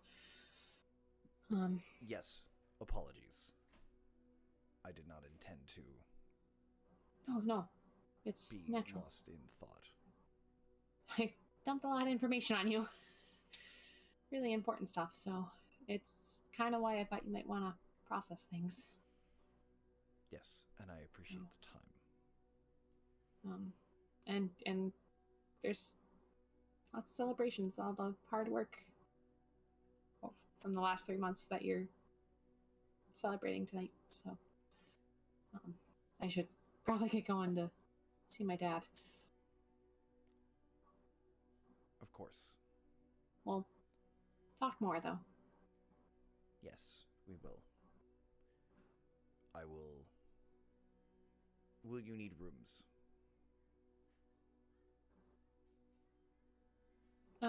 Not sure. I will Not sure. have them prepared just in case. Ronan and Lami's rooms will be prepared as well if they would like to stay. I might want to do that because I'm not sure they know where else to stay. I believe they... Yes, Ronan has purchased property in Corumvor. He did say that. Maybe that's where they slept last night. Warded. It is being overseen by a Warforged and a small boy. Yeah. I feel there's this interesting symmetry to Ronan's collection of strays, as a former stray myself.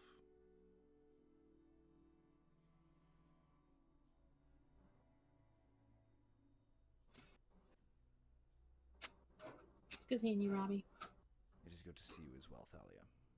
I'm glad you are well. And I you. And she'll head out. Back up to Corumvor.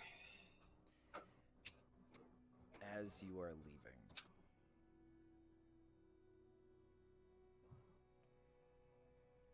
in the room behind you, Robbie is staring. He's sort of sitting in the chair, looking, again, sort of lost in thought, but he keeps looking down at that circle on the floor. And after, as your footsteps recede down the hallway, he stays there, stock still, staring at that floor. And as you head up stairs, the rain has increased to a heavy drizzle. And folks are putting away their carts, putting away most of their equipment. Folks are boxing up for the preparation of the festivities. And you see a small group of kids being like, okay, so here's what I think it is, right? These little guys are going to be like cameras, right? They're going to look around and they're going to show what it looks like up here. So if we could find them, we could put little signs in front of them, and we'll, whoever they go to, there'll be a big sign plastered across the ceiling, right? Right? So if you want to put like, I don't know, like fuck the mayor or something, like something dumb, like we could just put butts on it. I don't care, just like do something, right? Like that'd be funny, right? No, dude, that's not how any of this works. That's not how magic works. Like you can't just like, are you really thinking we're gonna prank like the Robot King? We're not gonna pull a fast one on the Machine King. That's not how this works. Yeah, but like, what if we did? We'd be legends. And cuffs him upside the head. He's like, no, I'm not gonna fuck with him. No, he's probably watching us right now. Like, we're moving up. Like, let's just like, come on, let's just go home. It's raining too hard. And kind of, yeah, I thought it'd be funny. Trot inside. And as you make your way back to your father's tavern, which I swear I have the name for it. Where's chapter 3? Season 3.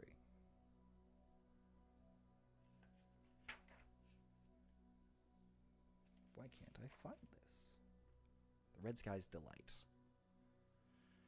I just found it too. Yeah, there we go. See, we take good notes here. Coming up on the Red Sky's Delight,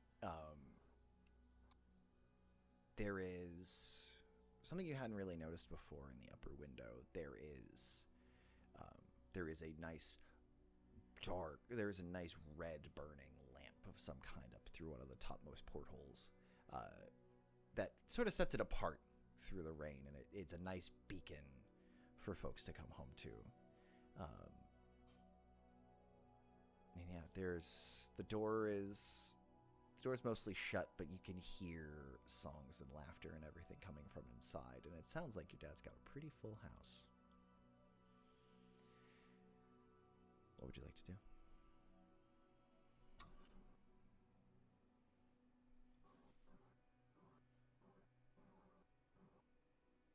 I'm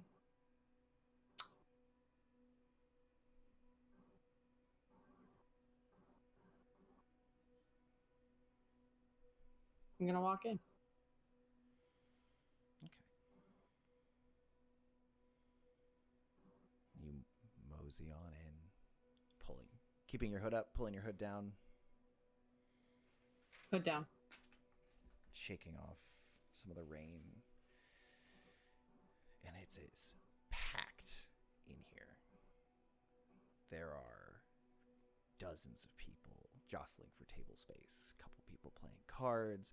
The music is from a smattering of individuals who are they're playing little bits of songs to kind of get warmed up and tuned in as the dinner rush is really about to kick off, and they're about to start singing for their suppers.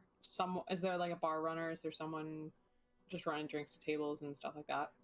There are several. It looks like your dad's getting yourself a decent sized staff. Can I flag one down and grab a napkin and write something on it and ask if they can bring it over to my dad? Yeah, there's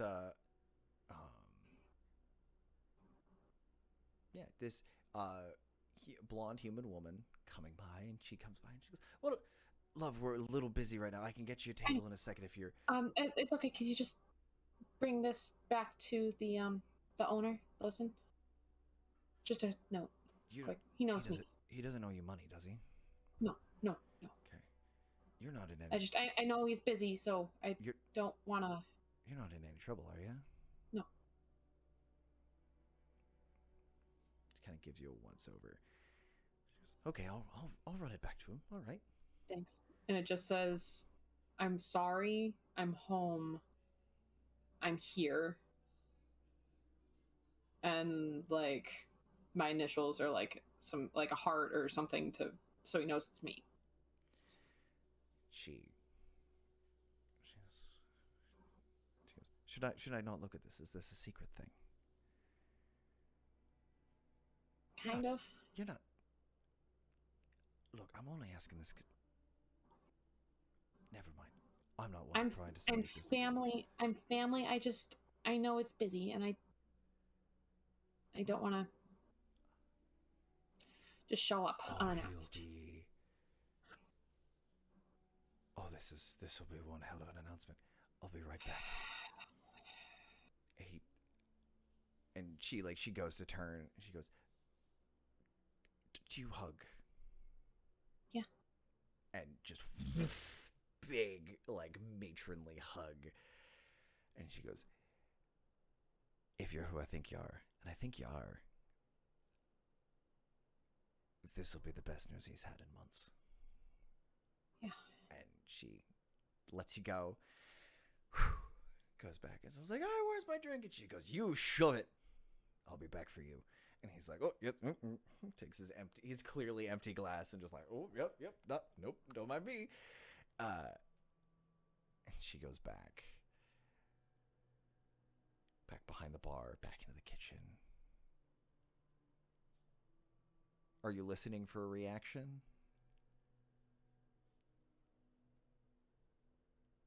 You're muted as well. No, thank you. I'm trying to tactically find a way so, like, it's easy to see me, but I'm not in the middle of the crowd I want where he can find me and we can have our moment without being, like, in the middle of interrupting everything and all the attention's on us. Okay. So kind of moving a little bit closer to the back, but not, like, pushing my way. Yeah. Just kind of off to the side where he can see me and find me without causing an... You see her go back into the kitchen through a pair of double hinged doors swinging into the kitchen. And you see her go back holding this piece of paper up. And you can't quite hear what she's making out, but she's making a bit of a production out of it. You could tell that she's like, Lawson, where the hell are you? And you kind of nestle aside and grab a spot to sit. And you see her go over, and you see your father over a hot stove cooking and prepping stuff. And you see him turn, and he's like, why, what? And she hands him the piece of paper. He's like, puts the spatula down, opens it. And he just locks for a second. And he turns and he looks. He looks around the kitchen. And everyone else, the bar is rowdy. The barbacks are running back and forth with drinks. The musicians are starting. And he stops. He looks around. And he walks out of sight of the window. And you see the woman walk over with him. And you see her come back around the corner, walking up towards you. Your father is not with her. She walks out, holding a freshly wrapped apron. And she goes, Lawson says, where the hell have you been? Don't you know we're busy tonight? And hands you the apron. She says, come on back. And the two of you walk back into the kitchen. And there is your father, standing in what looks like a small little office space just off the kitchen, leaned up against the door, tapping his foot. And he pulls his head up, and there are tears running down his face. And he goes, you're late. Gonna have to dock your pay for this, miss. We don't stand for that kind of work ethic here. Even if you're family. And again, very similar hug, but this has desperation in it as his arms wrap around you and he pulls you in close. And you just hear him whisper, I never thought I'd see you again. I'm so sorry. I'd ask you to never do that to me again, but I know you, and you're too much trouble for that. I had no idea. I know. Something changed the time on us. I didn't know. I'm so sorry. You were in so much trouble. When I tell your mother, I swear she'll give you an earful. Unless you already told her and I'm the last to find out, in which case she and I are going to have an issue. No, I didn't even know if she knew.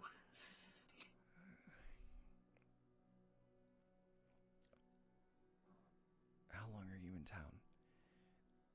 I don't know.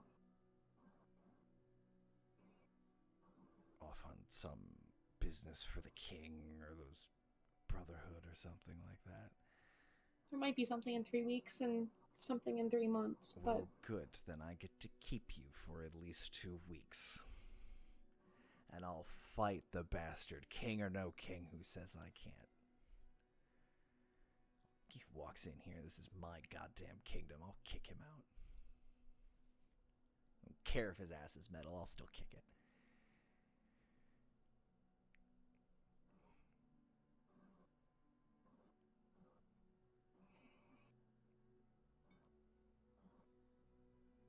I'm glad you're home. Me too. I'm so sorry. I'm just happy you're back. And, right? Show me. You got all 10 fingers and 10 toes? You could still play if these guys end up skinning a cat out there? All right.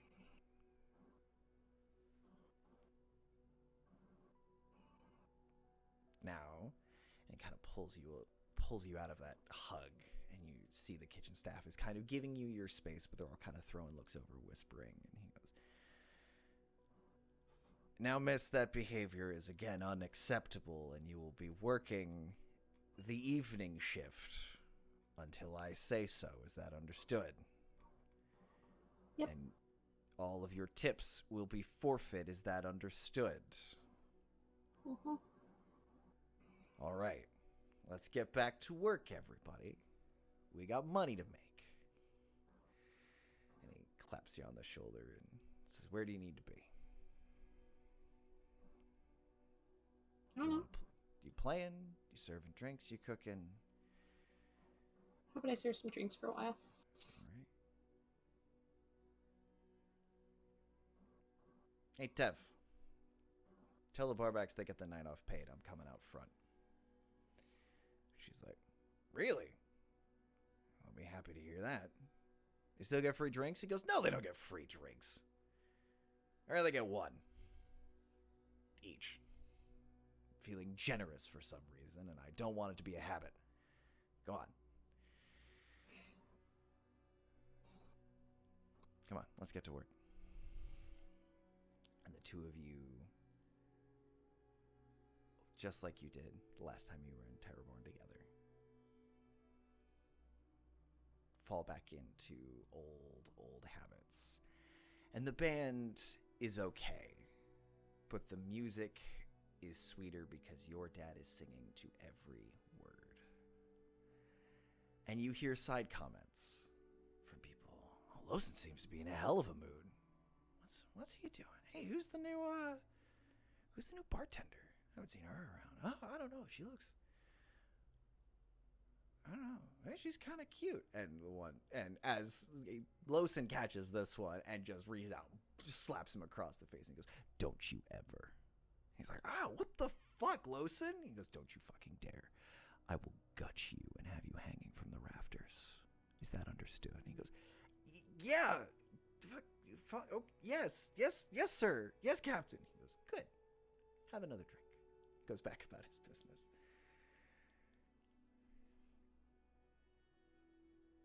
And the evening continues with music and song and food and drink. But down below, we come to Ronan and Lami and Magnus coming up to the artificing school. And Magnus is rambling on about how last time I saw many of you, there was a bugbear. Someone threw a bugbear at me. I've never seen anything like it. It popped out of the sewers. We had to send teams into the sewers to clean it up and look for more, but there was no hide or hair of another bugbear down there. No, not bugbear, owlbear. The other kind of bear. I was gonna say the bugbear was in the Fandover campaign. No, I'm talking about Keelik, the emissary out into the Elderwood. He's quite lovely. He brews a mean cup of tea, which I appreciate more than most, and the two of us have lovely evenings together, enjoying tea and talking about the way things used to be. Very nice.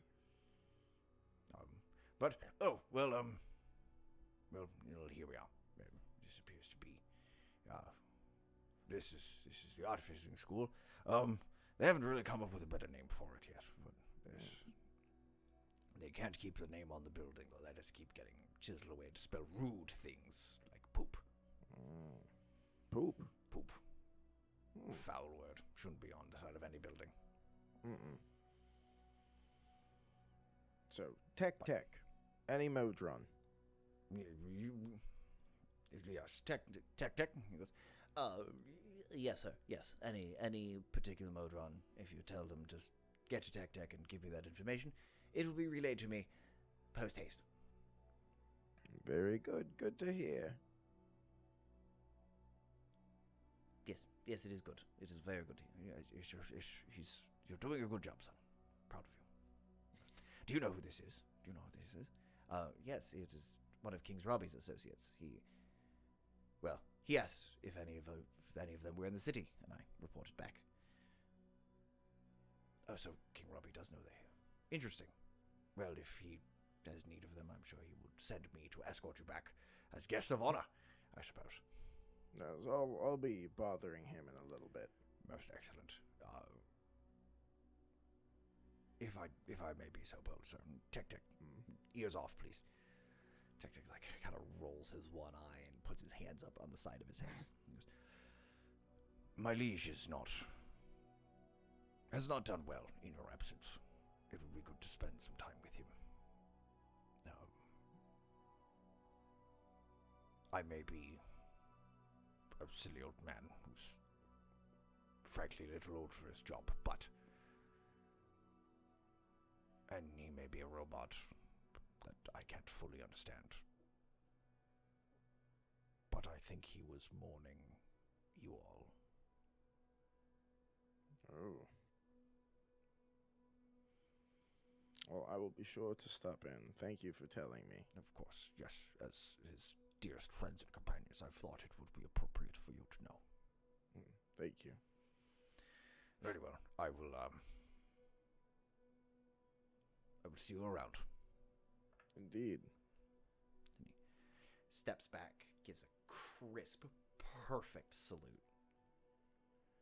It's been an honor, sir. I curtsy. Hit me with it. At disadvantage, my boy. I would say 5. That is a 5. It is not a good curtsy. And if it was anyone else, they would take offense. But Magnus gives a sad smile. Knees aren't what they used to be. Don't I know it? You should get yourself one of these. They're great. I haven't run this fast in years. Anyway. Good luck. And I hope to see you again before you leave. Same. And he drops the salute and moves off, not at a run, but like with his hands behind his back, whistling a tune. What's the tune? It appear. Rolling history check. The moon is made of cheese. No, it is not. He is not singing Savathun's song. We can only make one An destiny. 18 and a 17, which is probably means it's a 17 for history. Yep. It's an old. Ting ting. It's an old marching song. Like it's whistled like an old soldier's marching tune. Bum bum ba dum bum bum bum bum Slower, bum slower. Bum bum ba dum bum. That just sounds creepy. Closer to pomp and circumstance. With a little bit of jaunt to it, and you're pretty sure with a 19 you know that the original version is full of curse words before they turned it into a ceremonial instrumental for promotions and things. Much like a certain country's national anthem. Correct. Hilariously. That's a music history joke for all y'all kids in the audience. Allow me. I don't see any chickens. I know how we can find out if there are chickens, and Ronan just goes, "Brah!" People walking by kind of stop and look at you. No, no chickens. I go up to the door. Do you have to pee or like me? Go like do you need to no, stretch your we're legs powering or through. something? Like we got 30 minutes, dude. I'm just powering through. We're in it to win it tonight. All right. I'll regret it later, but that's fine. That's not right now. That's not a right now me problem. But as you walk up to the door and just knock,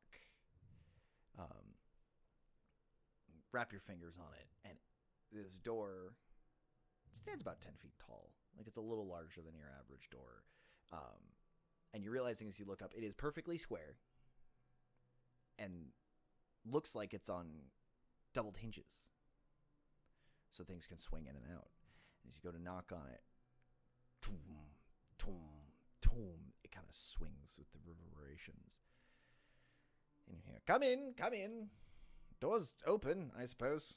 I go in. Walking inside, there is, not quite like the Brotherhood desk where there's that sort of waiting area and a lobby desk. There's just a very long sort of atrium area with several sort of doorways popping off to the left and right, probably about 50 feet long by 30 feet wide. And there is a large desk at the end of the atrium. And there appears to be a dwarf sitting behind this counter, jotting down notes. And he looks up and he goes, good evening. How can I assist you today? Who are you looking for? Not really looking for anyone. I am on a investigation mission, if you will. Really? Yes.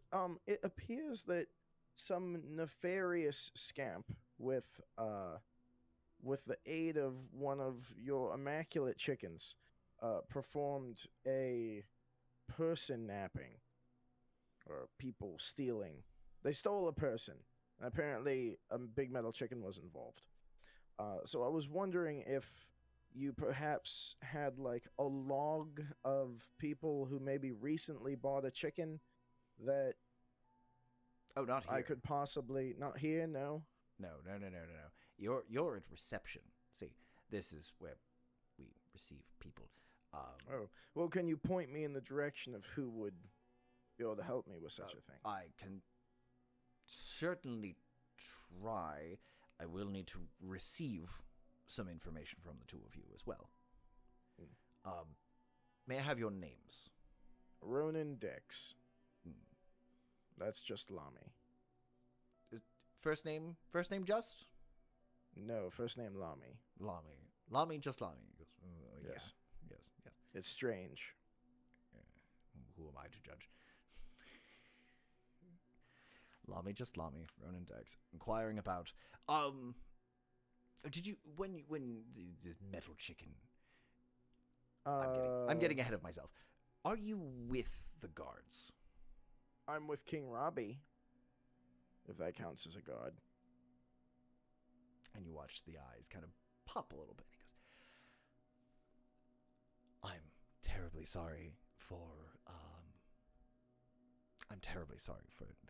inconvenience and the hassle. Standard procedure. We want to try. You're fine. You're asking questions. I expect no less. You're passing with flying colors. Oh, excellent. Please let King Robbie, or if not King Robbie, if King Robbie's not interested, if he can talk to Malcolm for me, that would be wonderful. I don't want to be behind this desk anymore. I have ideas, and no one wants to listen to them. But that's fine. That's neither here nor there. That's not your problem. Yes. Does Malcolm ring a bell? Roll me. That's not that dude from the ferry bar, right? No. Okay, but I'll still roll see if me Malcolm rings history. If you can 10. 10? Malcolm doesn't. Tell you what. How close attention did you pay to how the city was being run? Not good. Doesn't click. You got nothing.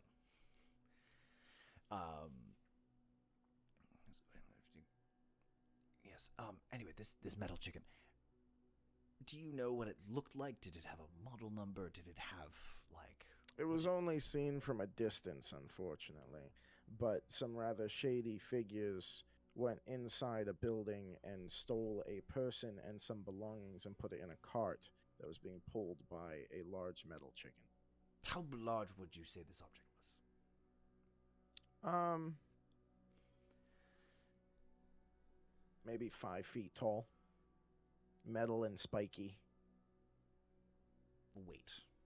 We're talking. I wonder how much weight that could carry. Because that will determine which one it is. Because there are pedestrian models and there are... Me being a blacksmith should know how much Ed would weigh in his armor. Yes, if he's fully kitted up, yeah. You can give that number. Because I don't know that number. Didn't they take his anvil too? Was there an anvil missing? What do your notes say, investigator? I just remember a bunch of, like... shit being thrown around, and shit was moved. I remember that an anvil was still there. Mm-hmm. I don't have anything about an anvil being missing. That would be in Josh's notes, actually. It would be. Josh or Lami. No, not an anvil. It sounded like it was heavy like an anvil, but I don't. He had all his anvils there, I think. So, we'll say. But an anvil's not a bad guess for a fully suited up dwarf. They probably weigh about the same. So if it's At least 300 pounds, I would guess. Fair. That you would need to chat with.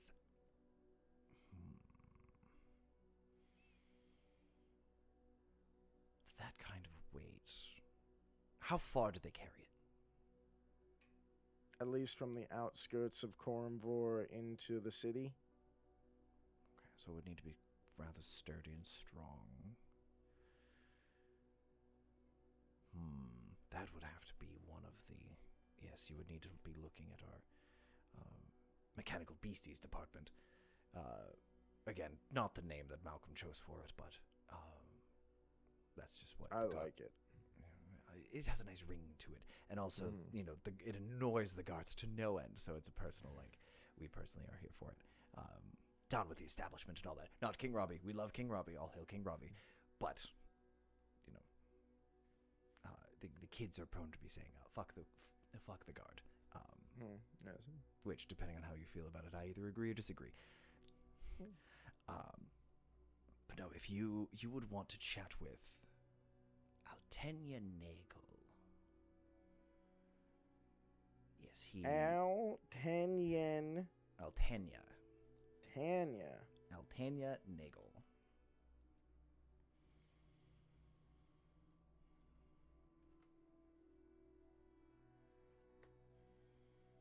Perfect.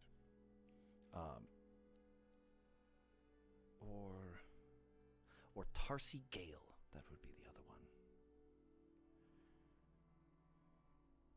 They're a pair of, well, I'll say they're the two best engineers that we've run across, and they've been working on animal locomotion for some time.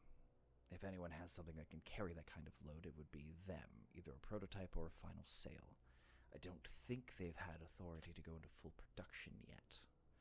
But, then again, I don't have all the information that I used to. Fair. Which way should I go to find them? You would possibly find them at the... I can point you to their workshop, at the very least. That would be lovely. Yes, so... Mr. Gale's workshop is... 4 doors down on the left, knock twice, do a full circle, and then go through. And then Ms. Nagel's room is... Yes, that's right. Down the hall, take the second set of stairs. Down 2 flights, and she has that entire floor, I believe.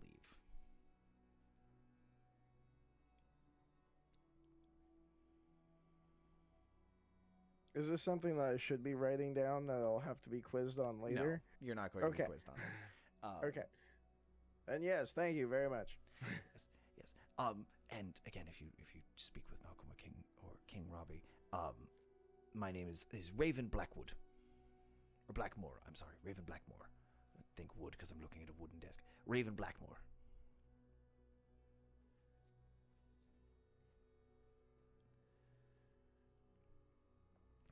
Lovely to meet your acquaintance. Do you want me to keep your name in the record, or should I stripe that out? No, you can get rid of it. When I mentioned the whole, situation before I mentioned who I was, did I get, a vibe from Raven Blackmore? Roll insight for me. And also, Rachel, as note taker, I will spell you the name of this gentleman if you're taking the notes. Oh, wait, I have advantage on inside checks. I'll just re-roll because I don't know which one I did. Okay, the same as the other good one, so I'll take it. Insight 17. Okay. So Raven, Rheaven.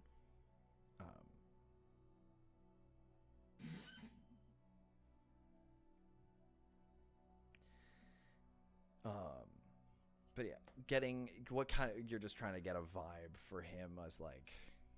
Did he give off the vibe of like, oh shit, my pyramid scheme has been found out. It was me all along.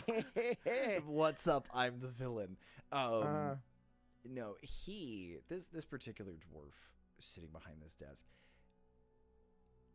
he does not throw off the vibe of, ooh, yes, this is like they're on to me. The cops are on to me. I gotta get out.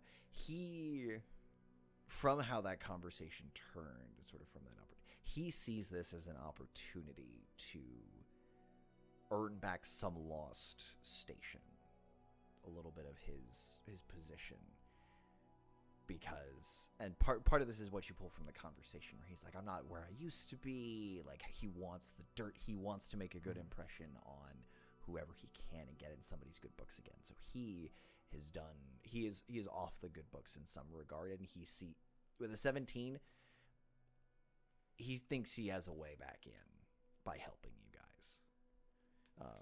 Okay. He may be overly helpful, but that's because if he's like,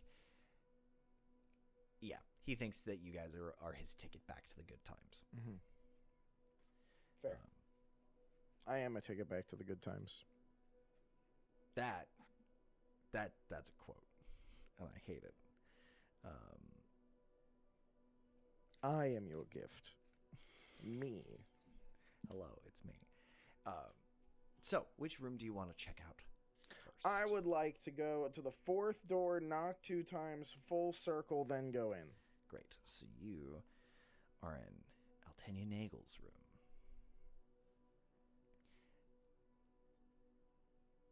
As you go in, and you go through the whole ruckus, and Lami's like, yeah, you don't. As you go forward, he's like, do we really have to spin? Is that really a thing? Or is he just like jerking? Spin. Okay. Actually, they said do a full circle. 2 times. I don't really know what that means, so I'm going to spin. Okay. Well, I'm not going to spin. I don't think. I don't know. I don't think I need to spin. I think he's just doing it to make us look funny. I don't spin. Dragons don't spin. Is this because you're not blue anymore? Would you spin if you were blue? I don't. Would you spin if I was blue? I'm gonna spin even though you're not blue. Well, then why does it matter to me if I'm blue? You're gonna spin no matter what. I'm not gonna spin no matter what. Okay. If that's how you feel about it. I just was wondering if you regret not being blue. Let's just find a chicken. Fair. My blueness is not what we're here to do. Dabu die? If I was green, I would die. But I'm not. So we're moving on. Well, at least you have that to look forward to. Salami knocks. Damn it. Update the counter. I've done it again. Lami, Ronan, as you are spinning, Lami like does all the things and knocks and opens the door to a gout of flame. I need a dexterity saving throw. I spun! He didn't, and he opened the door. Can I see it and or hear it? Yes, I will make it a straight roll. 1. Okay.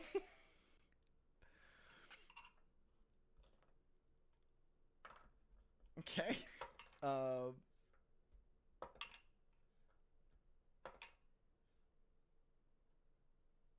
It's a lot of dice. It's just one 12. die over and over again. You will take 12 fire damage as this gout of flame shoots across and catches you and Lami. Lami will be taking less than that because he made his save. And I think he's fire resistant as well. He is resistant, so he ends up taking 3. Oop, not 33, just 3. As the door like swings open and just gout of flame, and you see somebody with bags under their eyes, just frumpled hair, just like no, I'm sorry, and like run in front of the flame and just slam the door shut. And from the desk up front, you hear, I'm sorry. Did I forget to tell you to spin? I spun. As my beard is like singed on one side. Still smoking. He's like, I'm sorry. You'll need to do the whole sequence again. I'm sorry. I could come do it if you need it. Knock, knock, full spin, then go in. That's right, because it rhymes. Of course, like all things. Door swings open, no gout of flame. And inside is a small drafting room. This is not where things are constructed. This is where ideas are hatched and iterated on and built out. And as the two of you walk in, Lami following you, he goes, should I shut the door? Do we have to spin around to get out? Do you just want me to leave this open?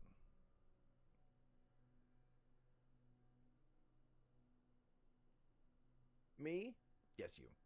I thought that was Lami talking to them. Lami is talking to you. Sorry. Oh. Lami is asking you the question. Close the door. All right, I hope we don't have to spin to get out of here. I'm still not spinning. As the door shuts, he goes,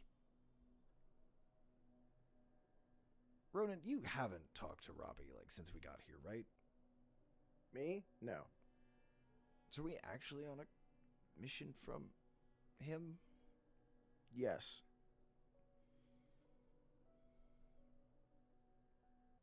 I don't think...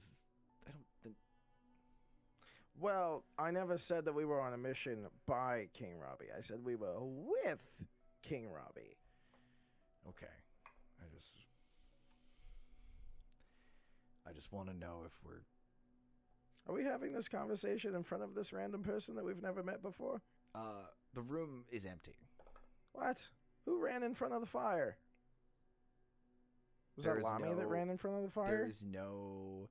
This room is very different. There is no machine here spitting out flame. There is not what looked like a very tired postgraduate student trying to finish a final examination. The spinning turned the doorway somewhere else. Now, I'll give you a history check at advantage if you would like to try and remember where you've seen this tech before. In the fucking the up and down, the soda machine, the car getter, the thing that we made the Davy Jones guy that we all fucking murdered. I know exactly where it's fucking from.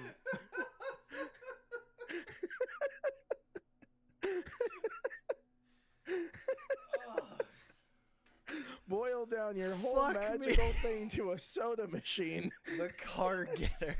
The car getter, those car picker-uppers. You know what I'm talking about. You do, and I hate it. Inspiration for completely derailing me. The menagerie. Yeah, that word. Rachel, thank you, Rachel, for staying in the world of the lore. Chris, thank you for making it immediately understandable to the rest Sorry, of I'm working on a new conspiracy board. Perfect. God intended. The handwriting is coming out again. Maybe that's what we put on our Patreon, is literally just like Rachel's notes and then everyone else's notes. You don't want to see my notes. Half of it's misspelled because dyslexia is Dyslexia. Wow. Dyslexia. She's a very nice lady. Sorry, I'm now comparing. Yes, like a soda machine. It is a different room. You do not see a grad student. You do not see a machine spewing flames at you. You do not see anything. This is empty? It is an empty drafting room.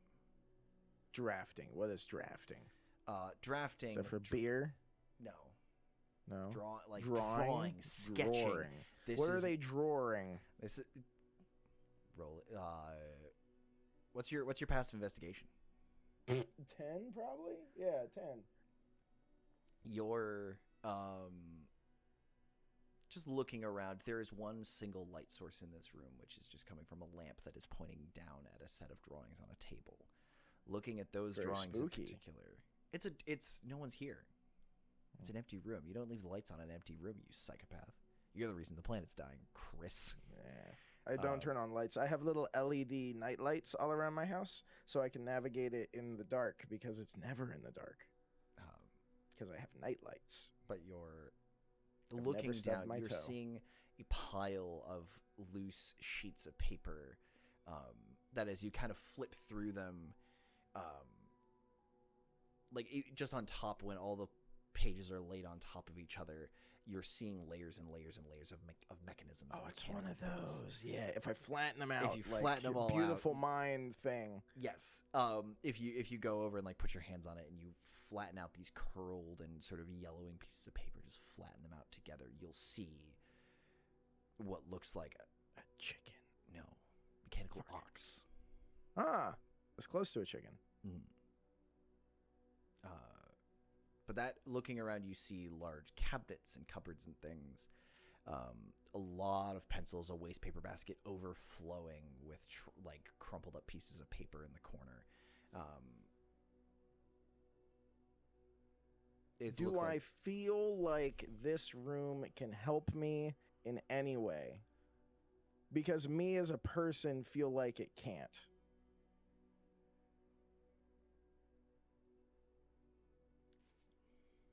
Roll insight. Insight. That's a straight roll.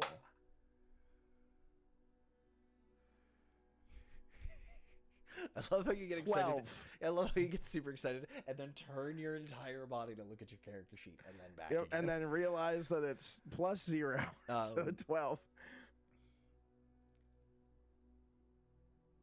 There's something... There may be something to this. It is worth digging further. I will dig. Okay, roll me investigation there, boyo.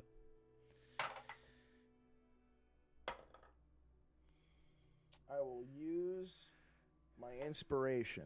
Josh, I'm sorry you're rolling like garbage tonight.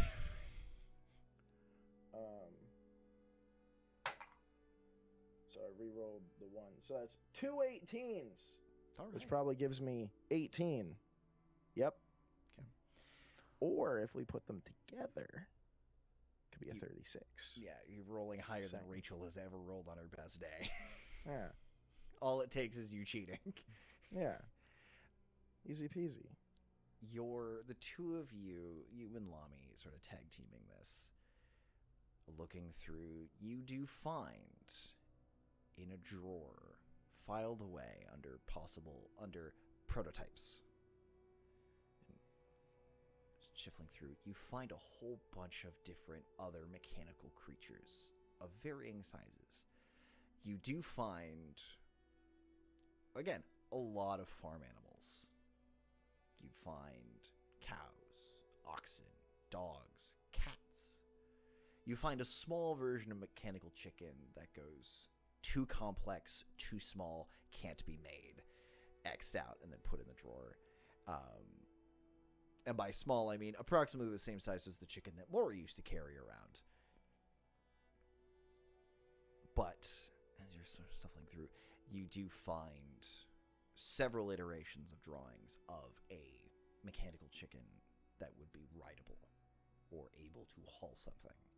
And there are notes in some of the different margins about sizing, about possible applications. Jousting seems to be a thing that has gone back to and circled and underlined and crossed out. And like joust, apparently Nagel really wanted to joust chickens. I want to say it so bad. Cock jousting? No. There we go. I ruined it. Clearly hens. Clearly hens. Oh, okay. Yep. Please, we can't say that on the internet. I did.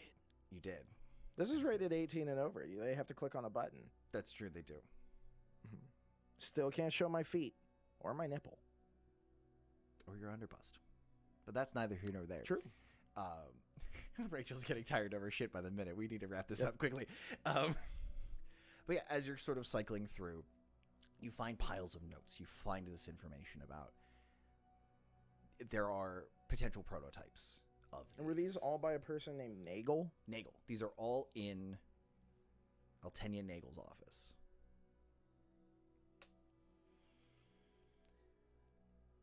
And with an 18, you find written. You're sifting through the drawers, and Lamy starts going through the trash can, looking at all the thrown away, the discards, and he starts finding more and more complex things. He's finding fully flying creatures for surveillance. He's finding, attack dogs instead of a companion pet. These sketches that are more militarized, but these look like they are more proof of concept than anything else. They aren't detailed drawings. And inside the trash can, there is a note written in a hand that does not match any of the tidy scrawl on any of these draftings. This is large, blocky letters like that of a craftsperson, someone who doesn't do a lot of fine notation, a builder. And it says, "Meet me at the range. I have something to show you." G. Is it G? I have a G written down. G. Who's G? Is G the go-go juice man?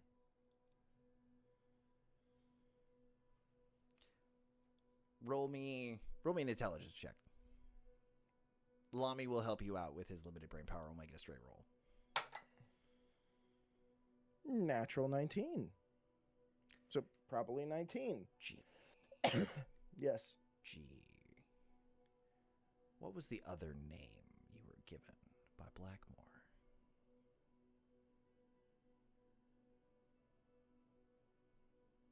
Tarsi Gale? Interesting how that reasonable with a 19, that makes sense. It seems that Nagel was just the idea guy, the drafts person. They needed someone to build it. Meet me at the range. I have to show you something, which would imply that that would lead them to where Ed is. And I'm assuming that something that they have to see has to do with Ed. So the question is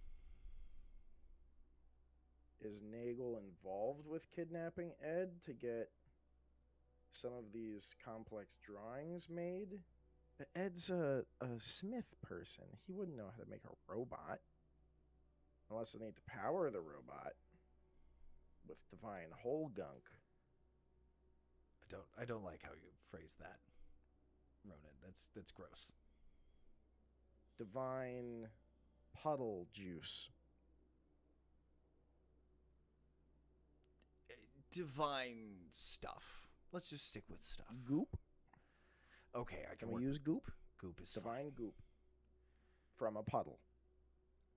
Made by you and Robbie. I did. Together. Nope. You're making it weird again, Ronan. And as the two of you are having this discussion, you hear the jingling of a key in the door. The door was unlocked. Because we got in. Mm-hmm. Are they locking me in here?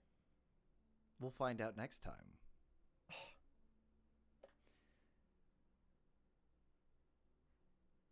On the Ashe and Shade Committee. I don't know why there was such a long dramatic pause there. But no, you will find out next time as somebody opens the door to come. That sentence ended really poorly, and I'm so sorry about that. Here, I got you. We got stickers. Yes, we got stickers. Outro time. Let's do the outro bit. We got stickers.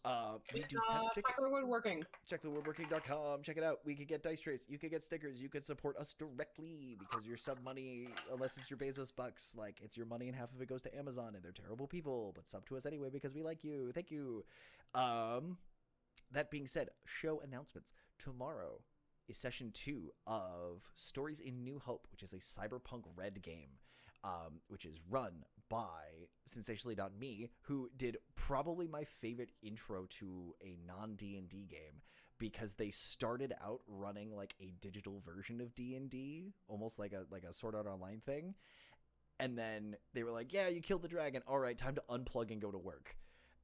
And immediately jumped into the cyberpunk world, which was fucking rad. That video, the VOD should still be up, and the YouTube upload will be coming shortly once we get that down and edited and back up on the internet. And then, real quick, Chris, do you guys have a crew for Idiot's Guide on Sunday? I have no idea. I'm tagging that right now. We will find out. Keep tuned in, and we'll let you know if we're doing Idiot's Guide on Sunday. If not, we will be... I believe we'll be back next week.